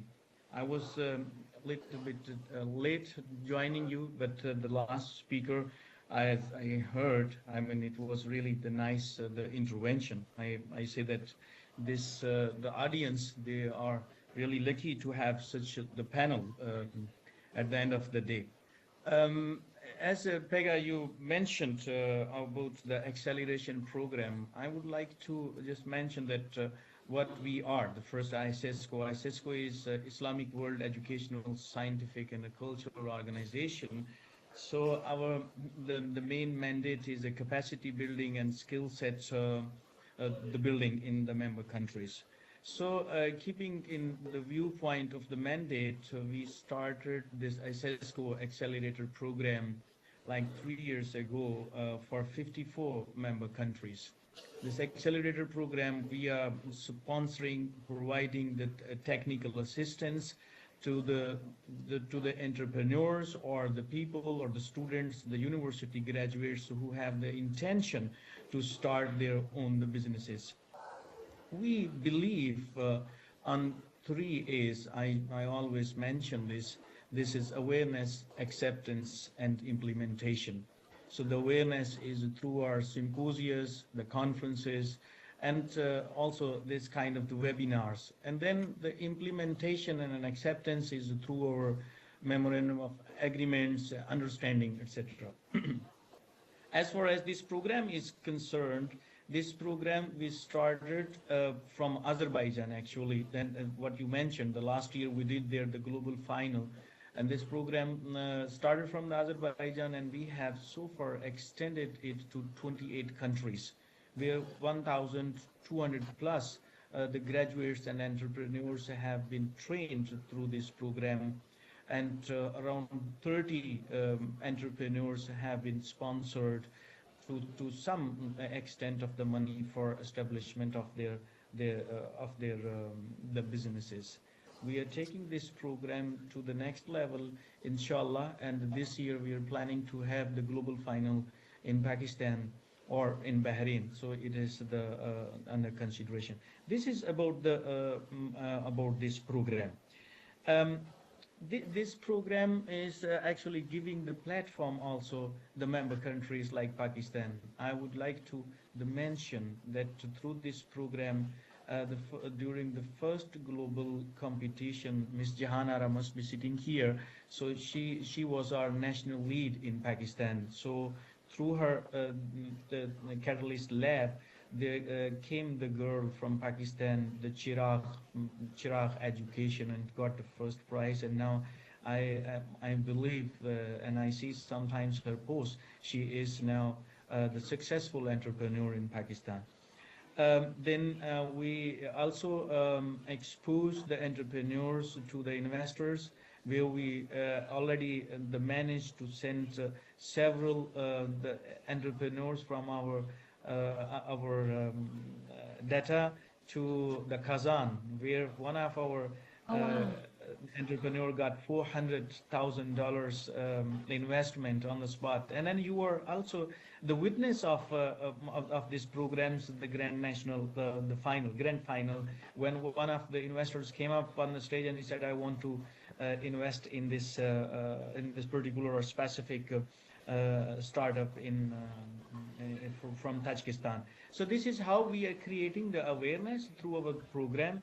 And I believe this Investors Connect is also a wonderful platform for connecting and networking for the investors. I was watching in the morning also Mr. Ayub Sekuri's the intervention and the moderation, and I would say that this is a success story. Ayub by himself is a success story in Pakistan, who can create the awareness to great extent. And then I mean we have the experts like Ms. Jahanara from the Pakistan, who are really contributing towards the development of the Pakistan's economy. This is how we are doing the awareness. If you have some specific question, I'm here at your disposal. Fantastic. Thank you so much.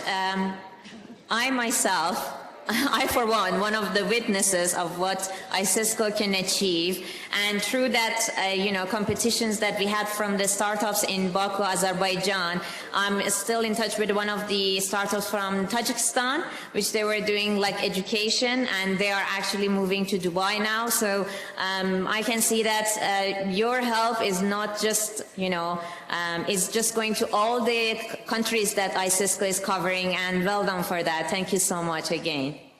Thank you. So, last but not least, Professor Dr. Muhammad Ali, you are coming from the academia. And I would like to we had this discussion just earlier, the generation gap between the professors, between the academic people, and the new generation, which is the Gen Z and the generation after that, which are coming.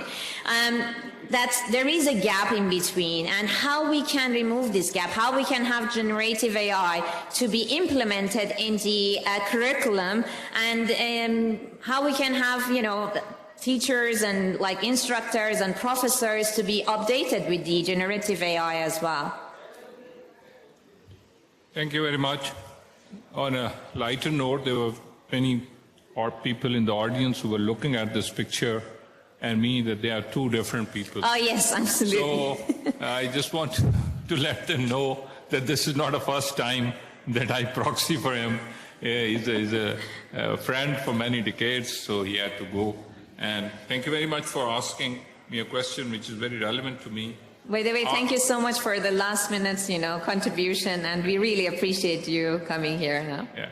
I think most of the people sitting here are the academic leaders, and our major responsibility and challenge is to promote entrepreneurship and innovation in the universities. For that, we need to have a digitalization and the automation. And how could we do it? The first thing you've asked in your question is that we must have an automation-focused curriculum. Right? And the academic leaders, first of all, need to understand and to implement so they are ready to do it. And for that, we need to have our research laboratories, research centers to implement them. For that, we also need to have a collaboration between the industry, within the universities, and the business leaders. And now, how can we do that? There is a gap, and that gap is that our students are more AI savvy than our faculty. Absolutely. And even the academic leaders. So I think we have to start from ourselves. And this is a wonderful opportunity where we are interacting with the people who are in this business for over 40 years. We have just witnessed our different people who pitched their ideas, and then the people who are the capitalists, venture capitalists, or the investors, they ask them a question. This is a very unique learning experience for all of us. We have our business incubation centers where we incubate our students, but I think that we need to have an accelerators as well, and for that we need to have a collaboration with the industry.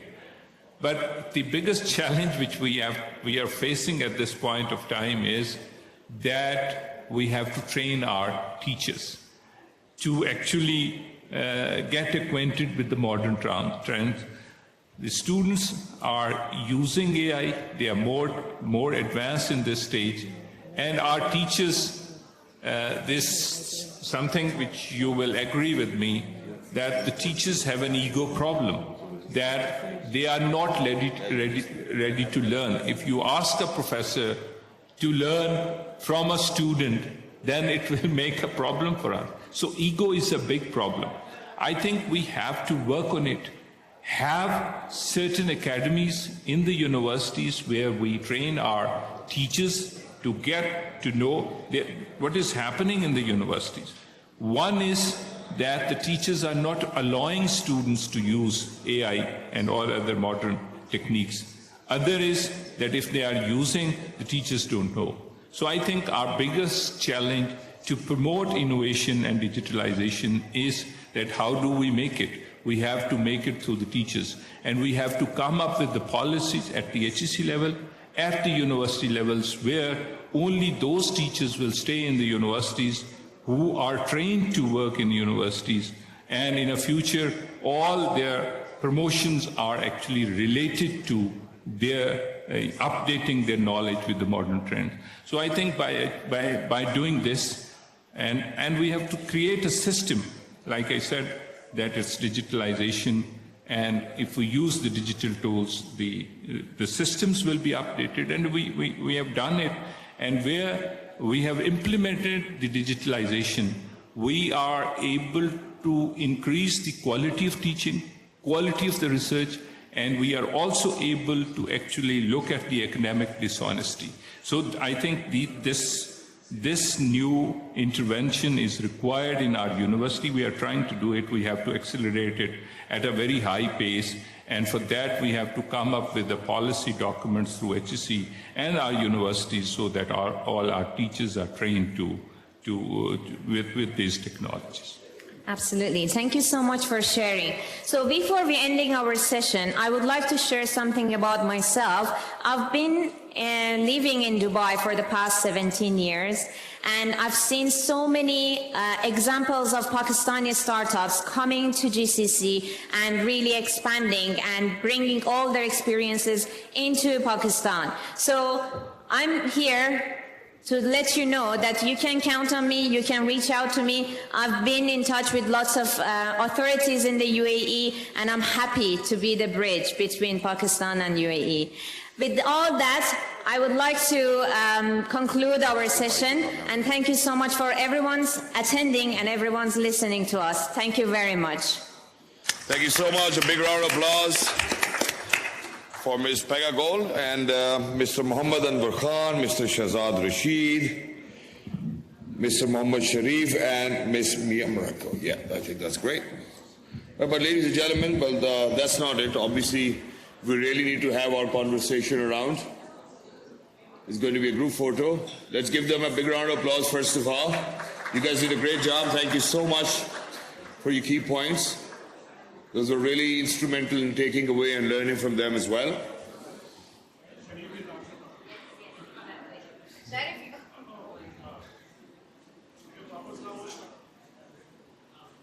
Sharif, if you can hear us, come back online and we can have you in our picture. We will, yeah, he's online, yeah. Please bring him back on the screen. Yes, Sharif, you're a part of our picture as well. Say thumbs up, probably. Thank you. And we're part of the picture as well. Wow. Yeah, thumbs up now, thumbs up.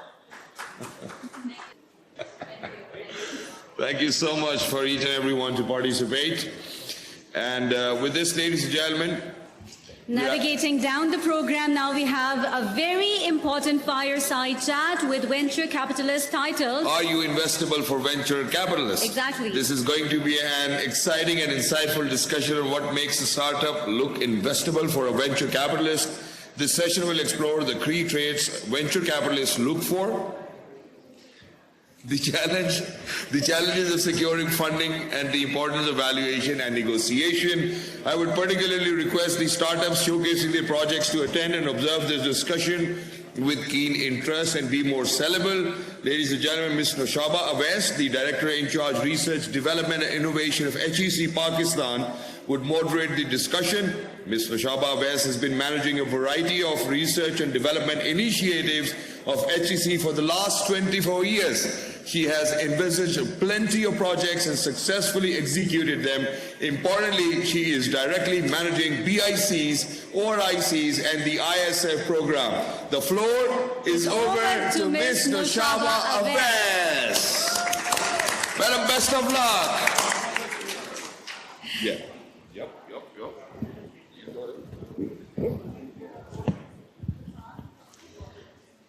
Thank you.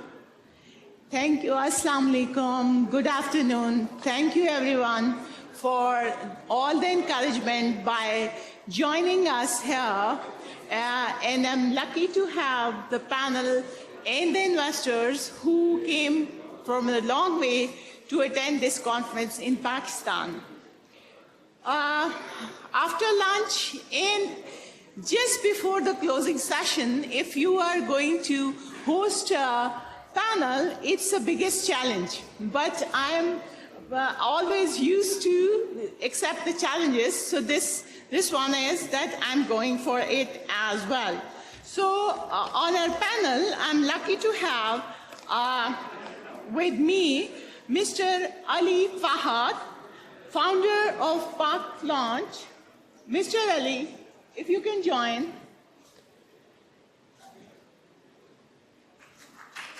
Ali, yeah. So Ali Fahad is basically had a very decorated profile loaded with 20 patents and experience at Amazon, Casio, and Silicon Valley startups. So he's the one who is here in helping us for arranging this from the background. He helped us as well to prepare and invite many of his friends who are working in the investor domain. So we are grateful. Thank you, Ali, for joining. A round of applause for Ali, please. So our second panelist is Ms. Mike Doerr. Ms. Mike.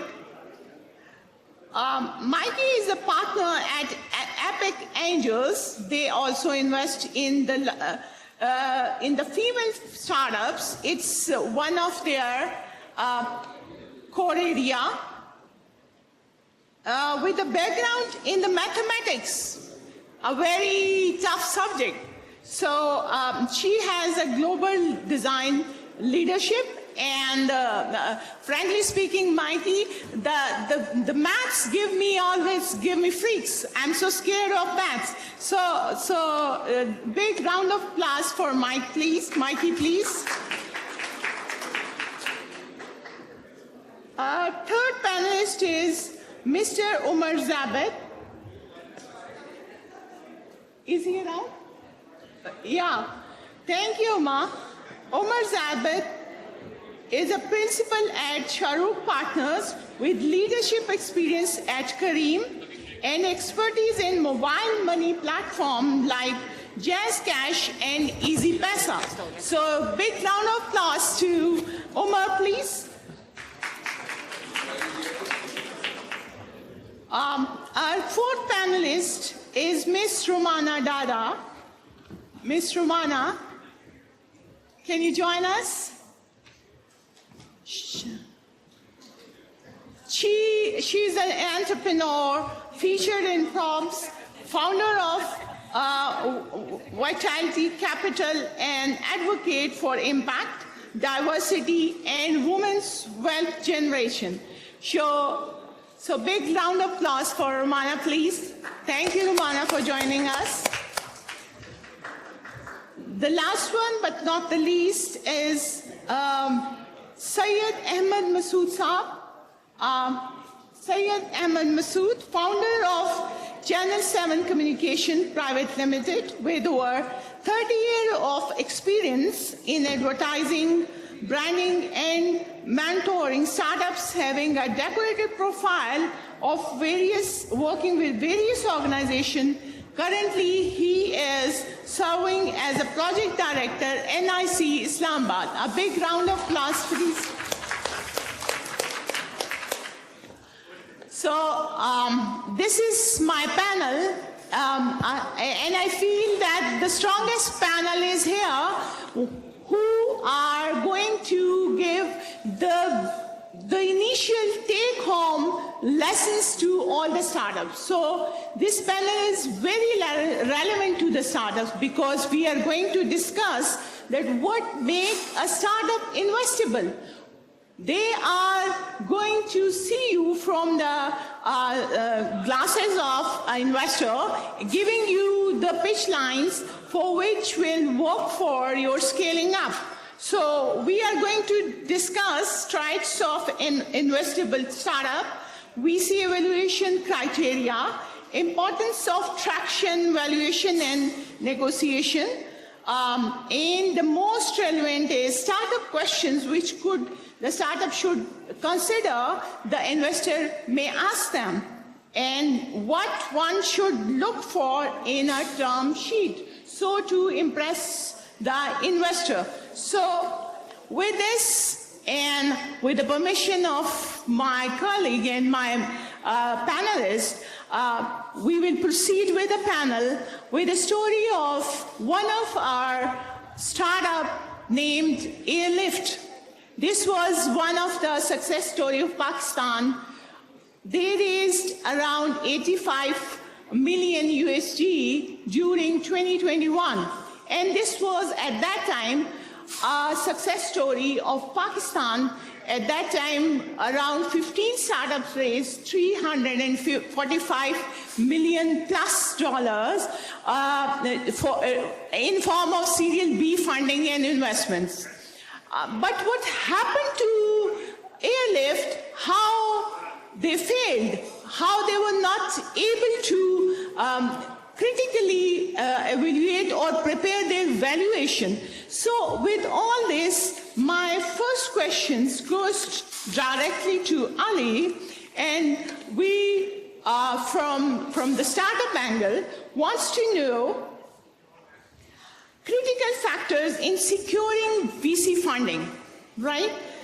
Clear problem-solving missions and innovations, scalable business, strong, credible team, and realistic financial projections. So on these lines, what will be your advice to the startups, Ali? Yes. Can you guys hear me? Okay, so I think for the early stage startups is what I'm thinking a lot of folks here would be. I think it's about a clear problem statement, like you mentioned. Is the size of the market big enough? A lot of the projections at the very beginning are just directionally have to be correct. I think you don't know until you jump into it. You have to look at the USP, what is your selling proposition. But the most important in the early stage that we look for, and we have helped a lot of startups raise money. In the last 2 months, 5 startups have raised money through Park Launch platform. I think it's all about the team. I think very early on, is it someone that you want to be in field with for the next 5 to 10 years? And is the team capable of delivering what they're saying they would be able to deliver? So I think it's about the team. I think everything looks nice on a pitch deck. So as long as you have a clear problem statement, you understand that, and it's a big enough market, I think like we focus a lot, especially on the early stage, on the team. And depending on the stages you are in, I think it would change, and the kind of products you're working on. If you're in a deep tech, you have to have a very technical team, working towards it. If you have already in Series A and beyond, you have to have a lot of market traction to show for it. So it depends on the stage you are in, but for the early stage that we have folks here, I think it would be about the team. I think would be the most important thing. Thank you, Ali. Yes, very relevant point that the startup needs to first evaluate their stages, at what stage they are now standing, so that they should focus on whether they are going to raise money in the domain of Series A or B or beyond it. So thank you, Ali. With this, I move towards my next questions to Mikey. And there's, if you see around, especially in Pakistan, there's a fear around among all the startups that they won't be able to raise money, or the investors are shying away from Pakistani investment portfolio, right? So they are now struggling hard with all the technology and the skill in their hand, and they are now trying to reach out for the investors, right? So your advice from the startup perspective, I will ask the essential elements to attract VC, what they should do: unique value proposition, product market fit, or scalability, or customer traction. So out of them, all are relevant, or some needs more focus. So over to you, Mike.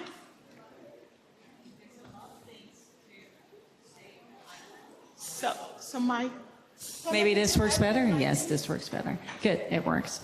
There's a lot of things to say about that. First, you said like 90% is not getting any funding. But I actually also think there are a lot of startups that maybe should not even go for funding, right? And I think that's where it starts. Like, when are you ready for venture capital? Because if you go for venture capital, you need to realize it's not just a nice business that you bring up to a couple of $100,000 with a nice profits.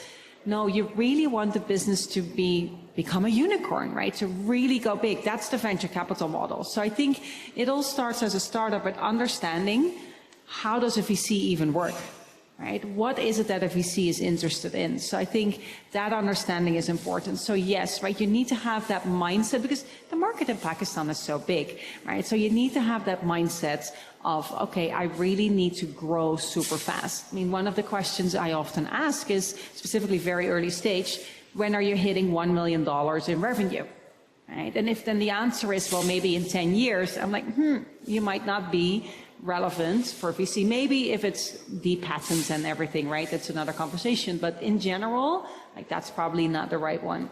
I think just what Ali just mentioned, right? The founder is so critical. I mean, as Epic Angels, so we are an angel fund with more than 550 women spread over 34 countries. We invest in Asia Pacific. And interesting enough, we've done 4 investments in Pakistan, right? Which is quite a lot. So this needs a round of applause then. And why are we attracted to Pakistan, right? Because I didn't know, this is my very first time in Pakistan. I've never been here before. None of our angels has been here before, right? And still we did the investment in 4 startups here. The major thing has been founder quality, right? We've been so impressed with the founders that we've interacted with, that we actually ended up investing in, as Seat Kahani, Oran, Baskaro, Metric. Those are the 4 that we invested in. Super strong founders. And in the end, just as Ali said, that's what it is about. Because we can, yes, it needs to be a super good business, and it needs to be solid, and it needs to be able to generate that revenue. But in the end, all our investors are women. And when women invest, what I've learned, it comes down to 3 things. One is, do I like the founder? We call it the cupcake test. Do I want to share my cupcake with this founder? 2 is, am I going to refer this business to someone else? Am I going to use it, and I'm actively going to refer to my business partners, to my friends, to my colleagues about this business? And the 3rd one, that's specifically for female investors, very important, does it make the world a better place? Right? Those 3 things is something that we see. And yes, the rest needs to be there as well. We're not doing philanthropy, right? We really want to make sure it's a solid business, but that really needs to work for us. Thank you, Mike. And with the word from the Maggie that she is supporting women because she wants to make the world a better place. So I think she has a weight in the sentence, because if you work on a woman, if you help her, this means that you are helping the whole family. So she is not alone, which will carry the success or the benefit of it. So collectively, you are building on the world as a better place. So thank you. With this, I move towards our next panelist, Mr. Omar. First of all, thank you for joining from UAE, from Shahrukh. We were looking forward to the participation. From your perspective, I want to ask you that sometimes there's a miscalculation by the startups when they look for resources, when they search for the funding. So the easiest way is to go for the debt financing. So sometimes they just strangle up between their resources and the debt which they have acquired for running their company, right? So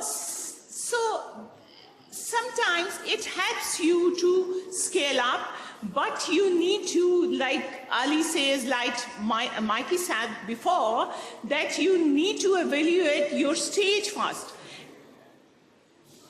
Going for the debt financing when you are an early bird or the early startup. So from you, we want to know the pros and cons of going for the debt financing against the equity, or going to securing the funding at the level when you are really ready to pay back. Over to you, please. Thank you so much. Really appreciate the question. Specifically on debt financing, if I were to go a bit more deeper. Mic closer. Can you guys hear me? Okay.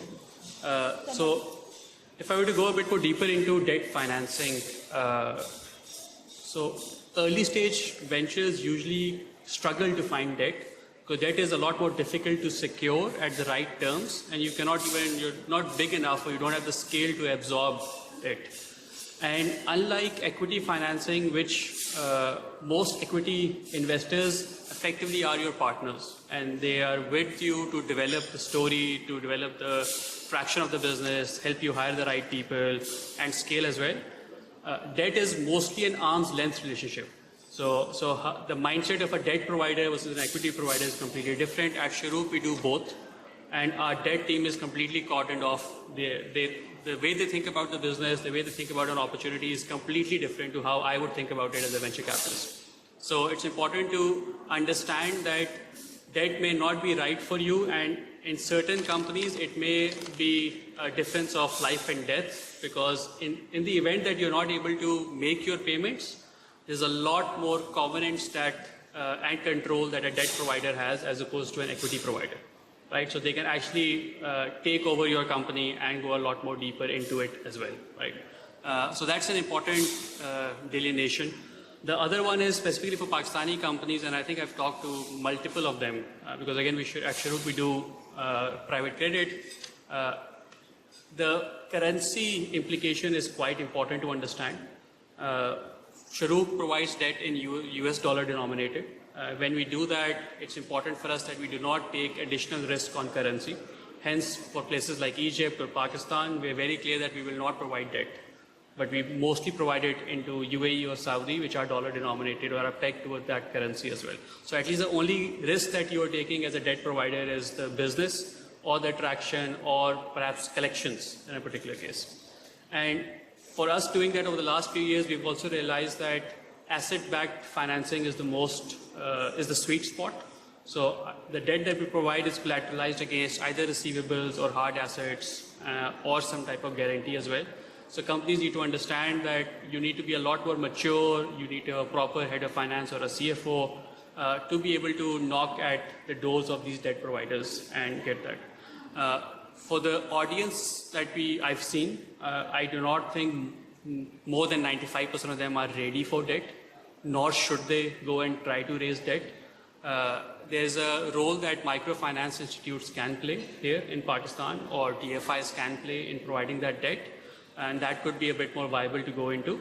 But as a rule of thumb, I wouldn't really recommend anyone, specifically the audience I've seen, the companies I've met across the room, to explore that as your first option. Thank you, Umar. Yes, basically our take home is that although it's easy way to acquire debt financing, but it's not recommendable and advisable to the stage where our startups are currently standing at, because they have lots of more implications you may face in the future. With this, I will move towards our next panelist, Ms. Romana. So, you know that to improve traction, startup needs to focus on expanding their customer base, right? Increasing product usage, enhancing their market presence through strategic marketing and partnership. Along with these factors, how the startup can work more in improving their traction. So your advice for the startups on A, B, C, 1, 2, 3, that these are the elements which will help you to improve your traction and to acquire your unique customer or to identify your unique customer. Over to you. Sure. Assalamu alaikum, everyone. Just, to emphasize, wonderful event, very well put together. I'm so glad it's, a higher education commission that's realizing that we need to really support the youth really early on to help them to go to market. Look, to address that really specifically, I think what's really important for startups, which most startups make a mistake in doing, is rushing to market with a product or service that hasn't been tested, as in there's no market research. So it's really important that you execute good market research. You test your product with potential customers. You get people into a room, you try your product with them, and you make sure that it works. Because most often than not, the product that you start with is not the product that you're going to end up with. The process of iteration is long and drawn out, and you'll have all heard the word pivot used very much. So what happens often is that startup founders become very emotional about their product, and they can become very defensive when you tell them, well, actually, I'm not really sure that this product has a market opportunity, or have you really tested this product? No, we're sure it's going to solve for this. We're sure people are going to love it. But is it really a problem that people have, number one? Is it a problem that people have and are willing to pay for, number two? And then is it a problem that is scalable, i.e. are there enough people in the world that require that? So I think that's kind of taking it back a step. First, solve for that. If you've done that and you now know, yes, absolutely, this is a product people want, people are willing to pay for it. And actually, I remember listening to this great podcast of these guys. I don't know if anyone listens to this podcast. It's all in the US. And they said that a good litmus test for if you've got a product that's really excellent is if that product was to no longer be in the market. For example, let's take Excel. Would you be so upset and disgruntled by its loss? So it's a really good litmus test for, is your product actually valuable or not? So I think once you've got through that phase and you know, great, I have a solution, people like it, then it's of course all about marketing and getting it to market. Now even that requires a different perspective sometimes. It's not so much, I'm going to go and spend a couple of $1 million on Google ads or on social media ads and I'm going to get my product to market. Think strategically, think partnerships. Think collaboration, and I think people just don't do that enough. They don't think outside the box, and that's what I always look for when I look at entrepreneurs. I don't like entrepreneurs, and I don't think anybody does these days, that are just looking to raise money, to spend marketing dollars, to continue to grow without thinking about bottom line and profitability. I want to know that you know how to hustle, that you know how to make money when you don't have money coming in on the table. So that's super important to me, thinking creatively about solutions to go to market. And I think that's when you come up with really great viral ideas. I'll give you an example, like the Fix chocolate in Dubai. Everyone's heard of it, everyone is buying it, right? But it's just a simple product, but it went viral globally because they were really clever with using social media. Some crackling noise, knew what Gen Alpha wanted. So it's just that thinking outside the box. Yeah, wonderful. So the idea came in mind is that cosmetics plays a crucial role in any domain, whether ladies doing the makeup or the products showcased in the way that when they attract the market, when they are able to attract the perception, give the right perception to the audience that what is there for them. So this the kind of attraction which makes it that I have to have it. So with this, I goes to our panelist Syed Ahmed Masood Saab. With the region housing approximately 2.5 billion people, startups having a unique opportunity to scale across diverse markets. This is the story of Pakistan, and every day, and everyone knows it. However, there comes with the challenge of addressing culture and regional nuisance, including income disparities, linguistic differences, and urban-rural divide. How do you see these demographic factors influencing scalability for a startup and the key metrics? Additionally, there's another question from you. How can startups adopt their strategies to effectively cater to local market while maintaining their growth potential? So the question is from the perspective that the startup, when working for the local market, shouldn't limit itself to the local market. It should be relevant to the global market as well. So to you.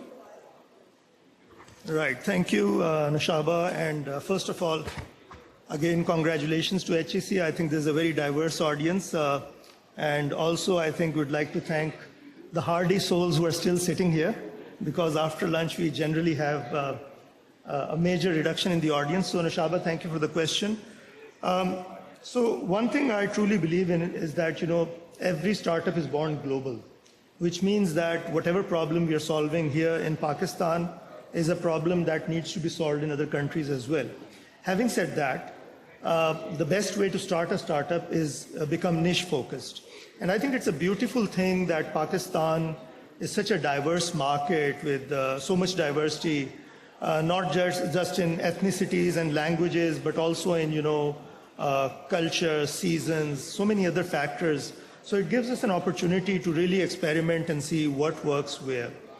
Once we understand the basic, I would call it the MVP stage, then from those learnings we can start scaling. I think we have already talked about, the other panelists have said, the importance of market research, and that is one of the problem areas that I think we cannot stress enough, because we see so many startups coming out, and now with the age of AI, with ChatGPT ideas, who are not really ready to research the market, understand consumer behavior, understand purchasing patterns, and most importantly, understand the value that they're delivering.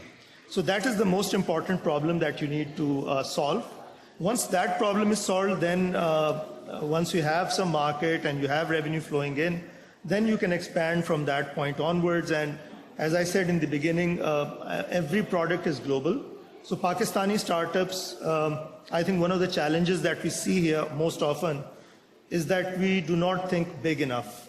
So we start small in a concierge model, experiment, learn from our startups, but then we go global, and we need to be very ambitious when we do that. And I'll just add on something, because this is a panel about investability. Most startups, initially, when they think they need money, they don't. So most of them think that money is the biggest issue for them, and generally it's not.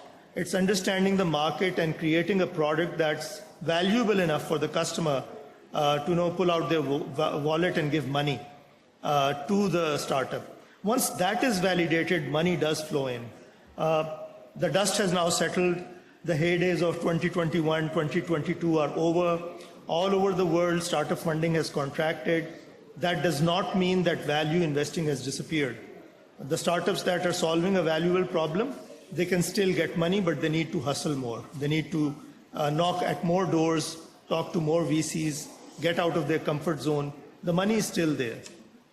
Thank you, Ahmed. It was a very valid point. The problem with the money is that all the time you want money, even when you really don't need the money, you still want the money.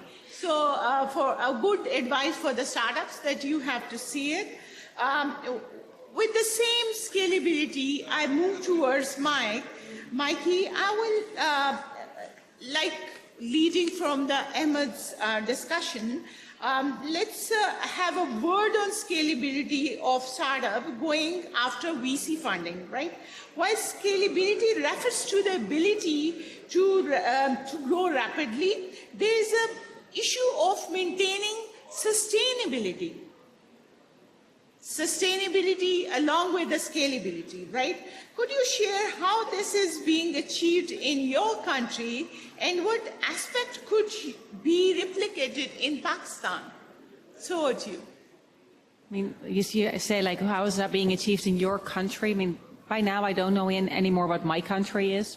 But I live in New York, but I just moved from Singapore to New York. I'm born in the Netherlands, so I'm really all over the world. From many countries for Pakistan, any advice?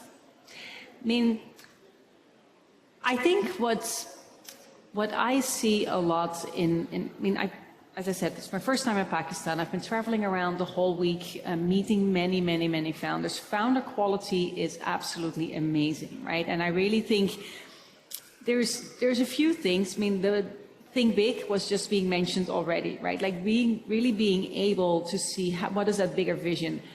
I know everyone is speaking about leaving Pakistan and getting outside of Pakistan. Interesting enough, as an outside investor, I'm more like, do it first well within Pakistan, show that you can do it before you go somewhere else, right? Do that fast, because I understand the margins are somewhere else, right? But really, there is so much potential here. And I was just saying over lunch to someone as well, I think what Pakistan really needs is a good PR agent, because I think the talent is here, the opportunity is here, and if you compare that to the other countries around, I really think there's massive potential, but I think it predominantly is actually just a PR issue. I think that's where a real big gap is. The other thing where I see that a lot of founders can work harder on is in a country with such population as Pakistan, you're used to throwing people at the problem, right? Because there's just so many. I think it would be good to see how can you use tech more efficiently, right? How can you really utilize tech to scale faster and maybe not always customer facing, but in your operations, in your back office to make sure that that's a smooth operations, which will help your sustainability, your financial sustainability in the end, to really scale much faster. It's definitely overseas after you reach that moment that you're ready to expand international as well. Thank you. With this, I move again to Ali. Ali, you have experience of investing in Pakistani startups, right? And you, I feel you are the one who are bringing in lots of more investors, convincing them that there's a market available for them to invest safely. So what challenges do you face when you start to convince other than yourself, other investors to come to Pakistan and see for investment opportunities lying over there? Over to you. I think as an outside investor, you're not putting your money legally in Pakistan. I think that is, one big thing for every young startup that's just starting to go fundraising. Make sure you have your headquarters outside of Pakistan. That's a requirement for any international investor, right? Because indeed, the regulation is unknown. People just don't know. There's the inflation. So people want to invest in a jurisdiction that they are familiar with, which is either Singapore or United States, right? If you're in any of those two, it's absolutely okay. That's why I'm asking Ali, so that he must be able to answer what challenges he faced. Just briefly, and then we will move to others. Yeah, so definitely have that legal entity overseas. Yeah. And that goes for Pakistan, but it also goes for India, that goes for Bangladesh, that goes for Vietnam, right? That goes for almost most countries in Asia, that is the case, right? So get that headquarters somewhere else. Thank you. Yes, over to you, Ali. Yeah, I think the biggest thing I have to overcome, or we have had to overcome, is I think Pakistan perception outside Pakistan. So with the investors, I think one of the things we have been able to do successfully is, create a lot of angel syndicates, that I'm most proud of. I think we have altogether enabled over 90 investments, $110 million, not just in Pakistan, it's outside, Pakistan, Pakistani diaspora as well. And there were like a lot of companies here that we met who have raised money at some point through Park Launch. So it's great to see. But I think what we've been able to do is, through different programs.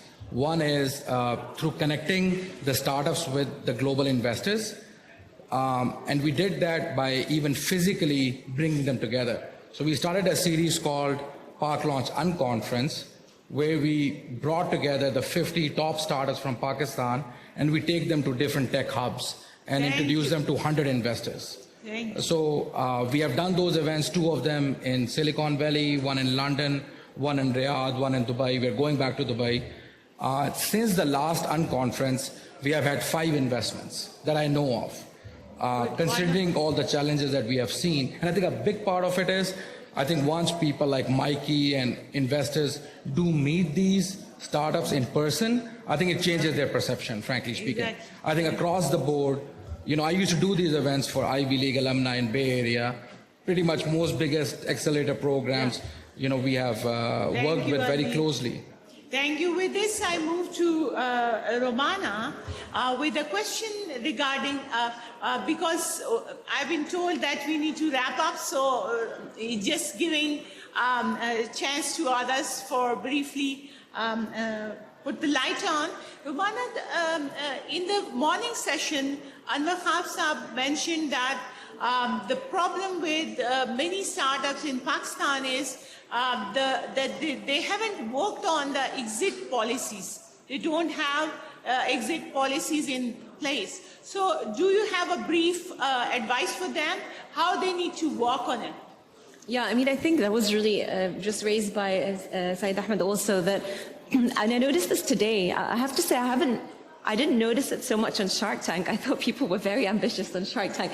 But today, I noticed that their vision was very small, their revenue projections were very small. And I think, look, the reality is exactly, if you want to exit, you need to think really big. And I always say this to people, why don't you dream your wildest dreams? Let's take it from an Islamic context, right? People make dua, and they make these small duas, oh Allah, give me this, give me this, give me like good health, or give me a small house. But, this is Allah you're asking, the abundant. You can ask for absolutely anything. Make your wildest dreams your wish. So why don't you do and manifest the same for you from your company's perspective?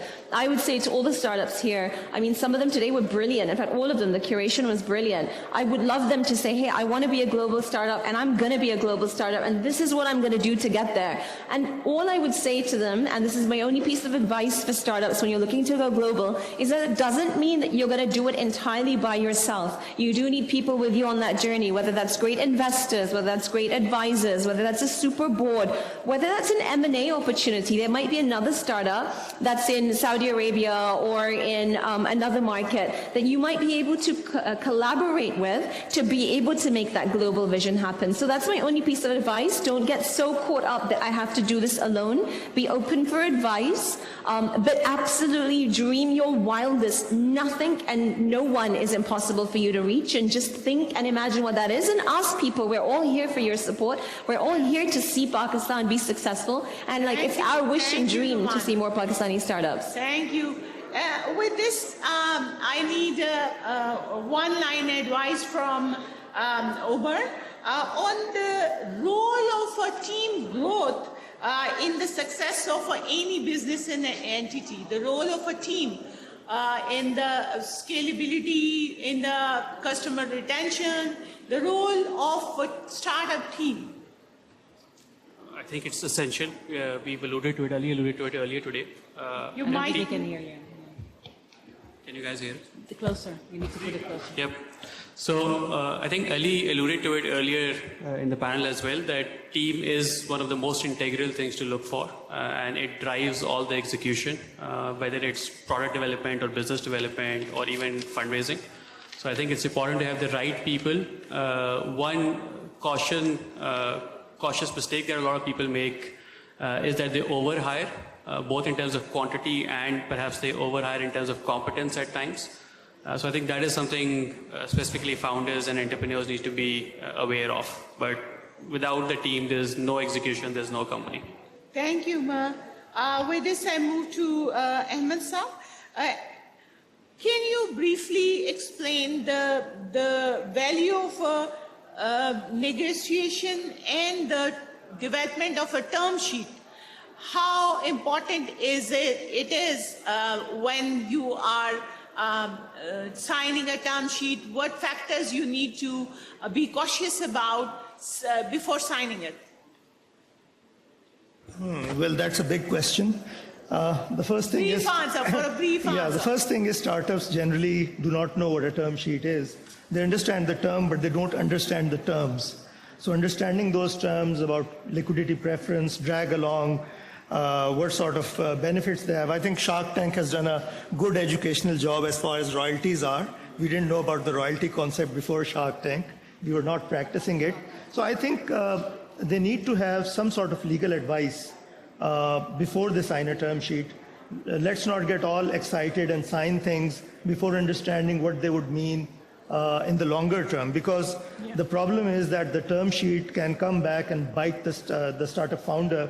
And there have been numerous instances across the globe where the startup founder has been left with nothing when the second or third round of investment has come in, because the term sheet sort of gave so much power and leverage to the investor that the founder lost out. So that is something they have to look at.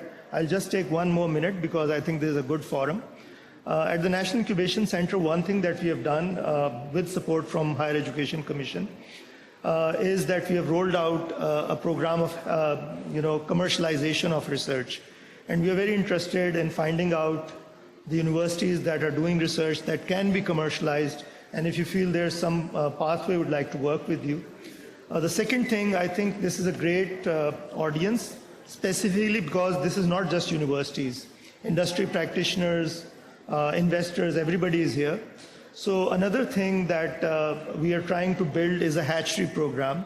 And we'd like to build a pilot that can be used by other organizations in different regions of Pakistan, because we need to leverage our collective strengths. Since this panel is about VCs, let's not focus just on external VCs. We need to create our own investment climate, our own local investors. Thank you, Ahmed.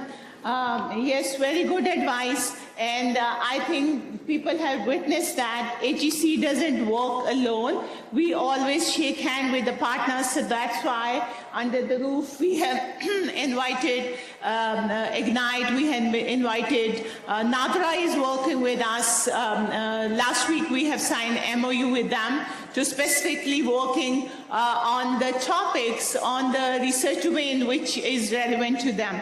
With this, we came to the end of our panel. Thank you for the panelists. And before wrapping it up, just to briefly tell you that we have discussed the threat of an investable startup, how VCs value opportunities. So this is the take home for every startup, the importance of abstraction and dynamics of valuation and negotiation. Hope you remember that. And thank you to our distinguished panelists for the insight, and all of you for joining across the globe. Thank you very much.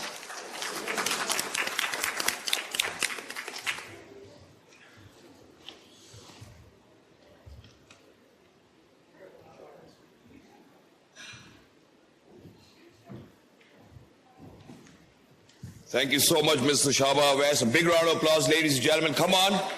We got to wake up. This was one of the best sessions that we have ever witnessed. ऐसी बातें मैंने कभी university में classrooms में नहीं सुनी है. And I think this is high time that we really need to learn that too with example. But thank you so much, Mr. Shaba, for this wonderful panel conduction as well. Thank you so much, Ms. Mike Doyer, Mr. Umar Zabit, Romana Dada, Mr. Ali Fahad, Syed Ahmed Masood. Zordar taaliyan honi chahiye. Please come on, everybody, wake up. Yes, wonderful.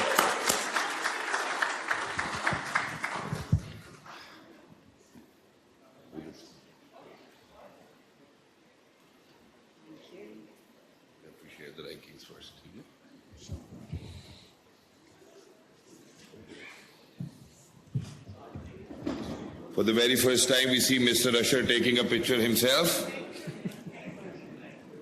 Thank you so much. Thank you so much to each and every one of you for participating. But now I'm going to take you back in time where the investors were actually requested to rank the pitches of these startups. We have the results with us. So accordingly, number 5, ranked at number 5, ladies and gentlemen, is the startup Awaz AI Tech. The founder happens to be Dr. Simab Latif. We can give them a big round of applause. They are number 5. On number 4, ranked by the investors themselves according to the investor matrix, the 4th startup is Vision RD and the founder happens to be Mr. Ahmad. On number 3, the startup on number 3 is My Impact Meter by Ms. Kamal Chima. On number 2 is Innovative Technologies. Founder happens to be Dr. Farooq Bhatti. And on number 1 we have, because I want to announce this. And on number 1, ladies and gentlemen, please give it up We for have Newbolt. And the founder happens to be Dr. Naveed Arshad. And obviously for them, there's going to be a one-on-one session after we conclude this segment over here as well. But there's something further to it. Sadaf, take it away. Exactly. So it is time to reflect on the insights that we have gained, the partnerships we have fostered, and the vision that we have shared for a brighter future. To mark the closing of this remarkable event and to extend a huge gratitude to all those who have contributed to its success, it is a privilege to invite to the podium a visionary leader of higher education sector and a driving force in the realm of higher education and innovation. Exactly. So ladies and gentlemen, at the Higher Education Commission Pakistan, he has been at the forefront of advancing academic and research excellence and fostering collaboration between academia, industry and investors. His unwavering dedication to progress and innovation has been an inspiration to all. Ladies and gentlemen, let's welcome the Chairman, Higher Education Commission, Dr. Mukhtar Ahmed.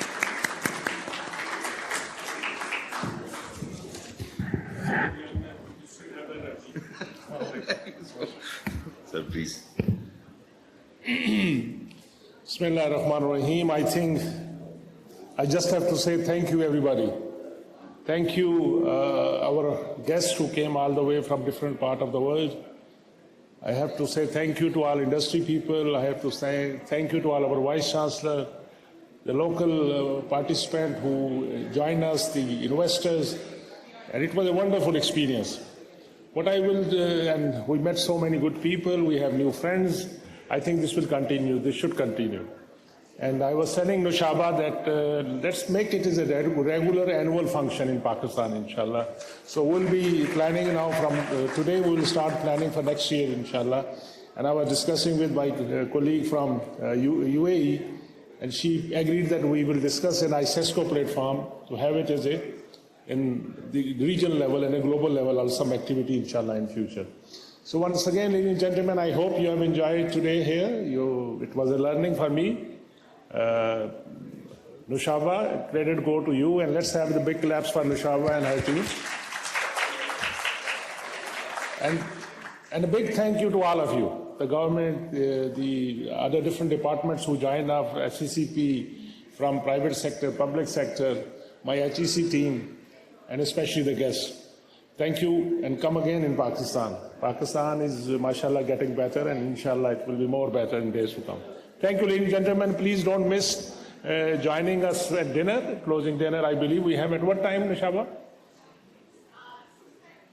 Around 7, I should say, 6:30 to 7, gather here. I think same place? Where? Okay, same place. Thank you, and have safe flight back home with the people who are traveling from other part of the world. I know from Pakistan the flight time is not that good. Around midnight you have to go airport. 3 o'clock, mostly the Middle East flights, they go from here at around 3 o'clock or sometime 4 o'clock. But that is at least the cost you have to pay. Thank you, everybody. Thank you very much. God bless you all. Pakistan Zindabad, and you all people Zindabad. Thank you, Paindabad.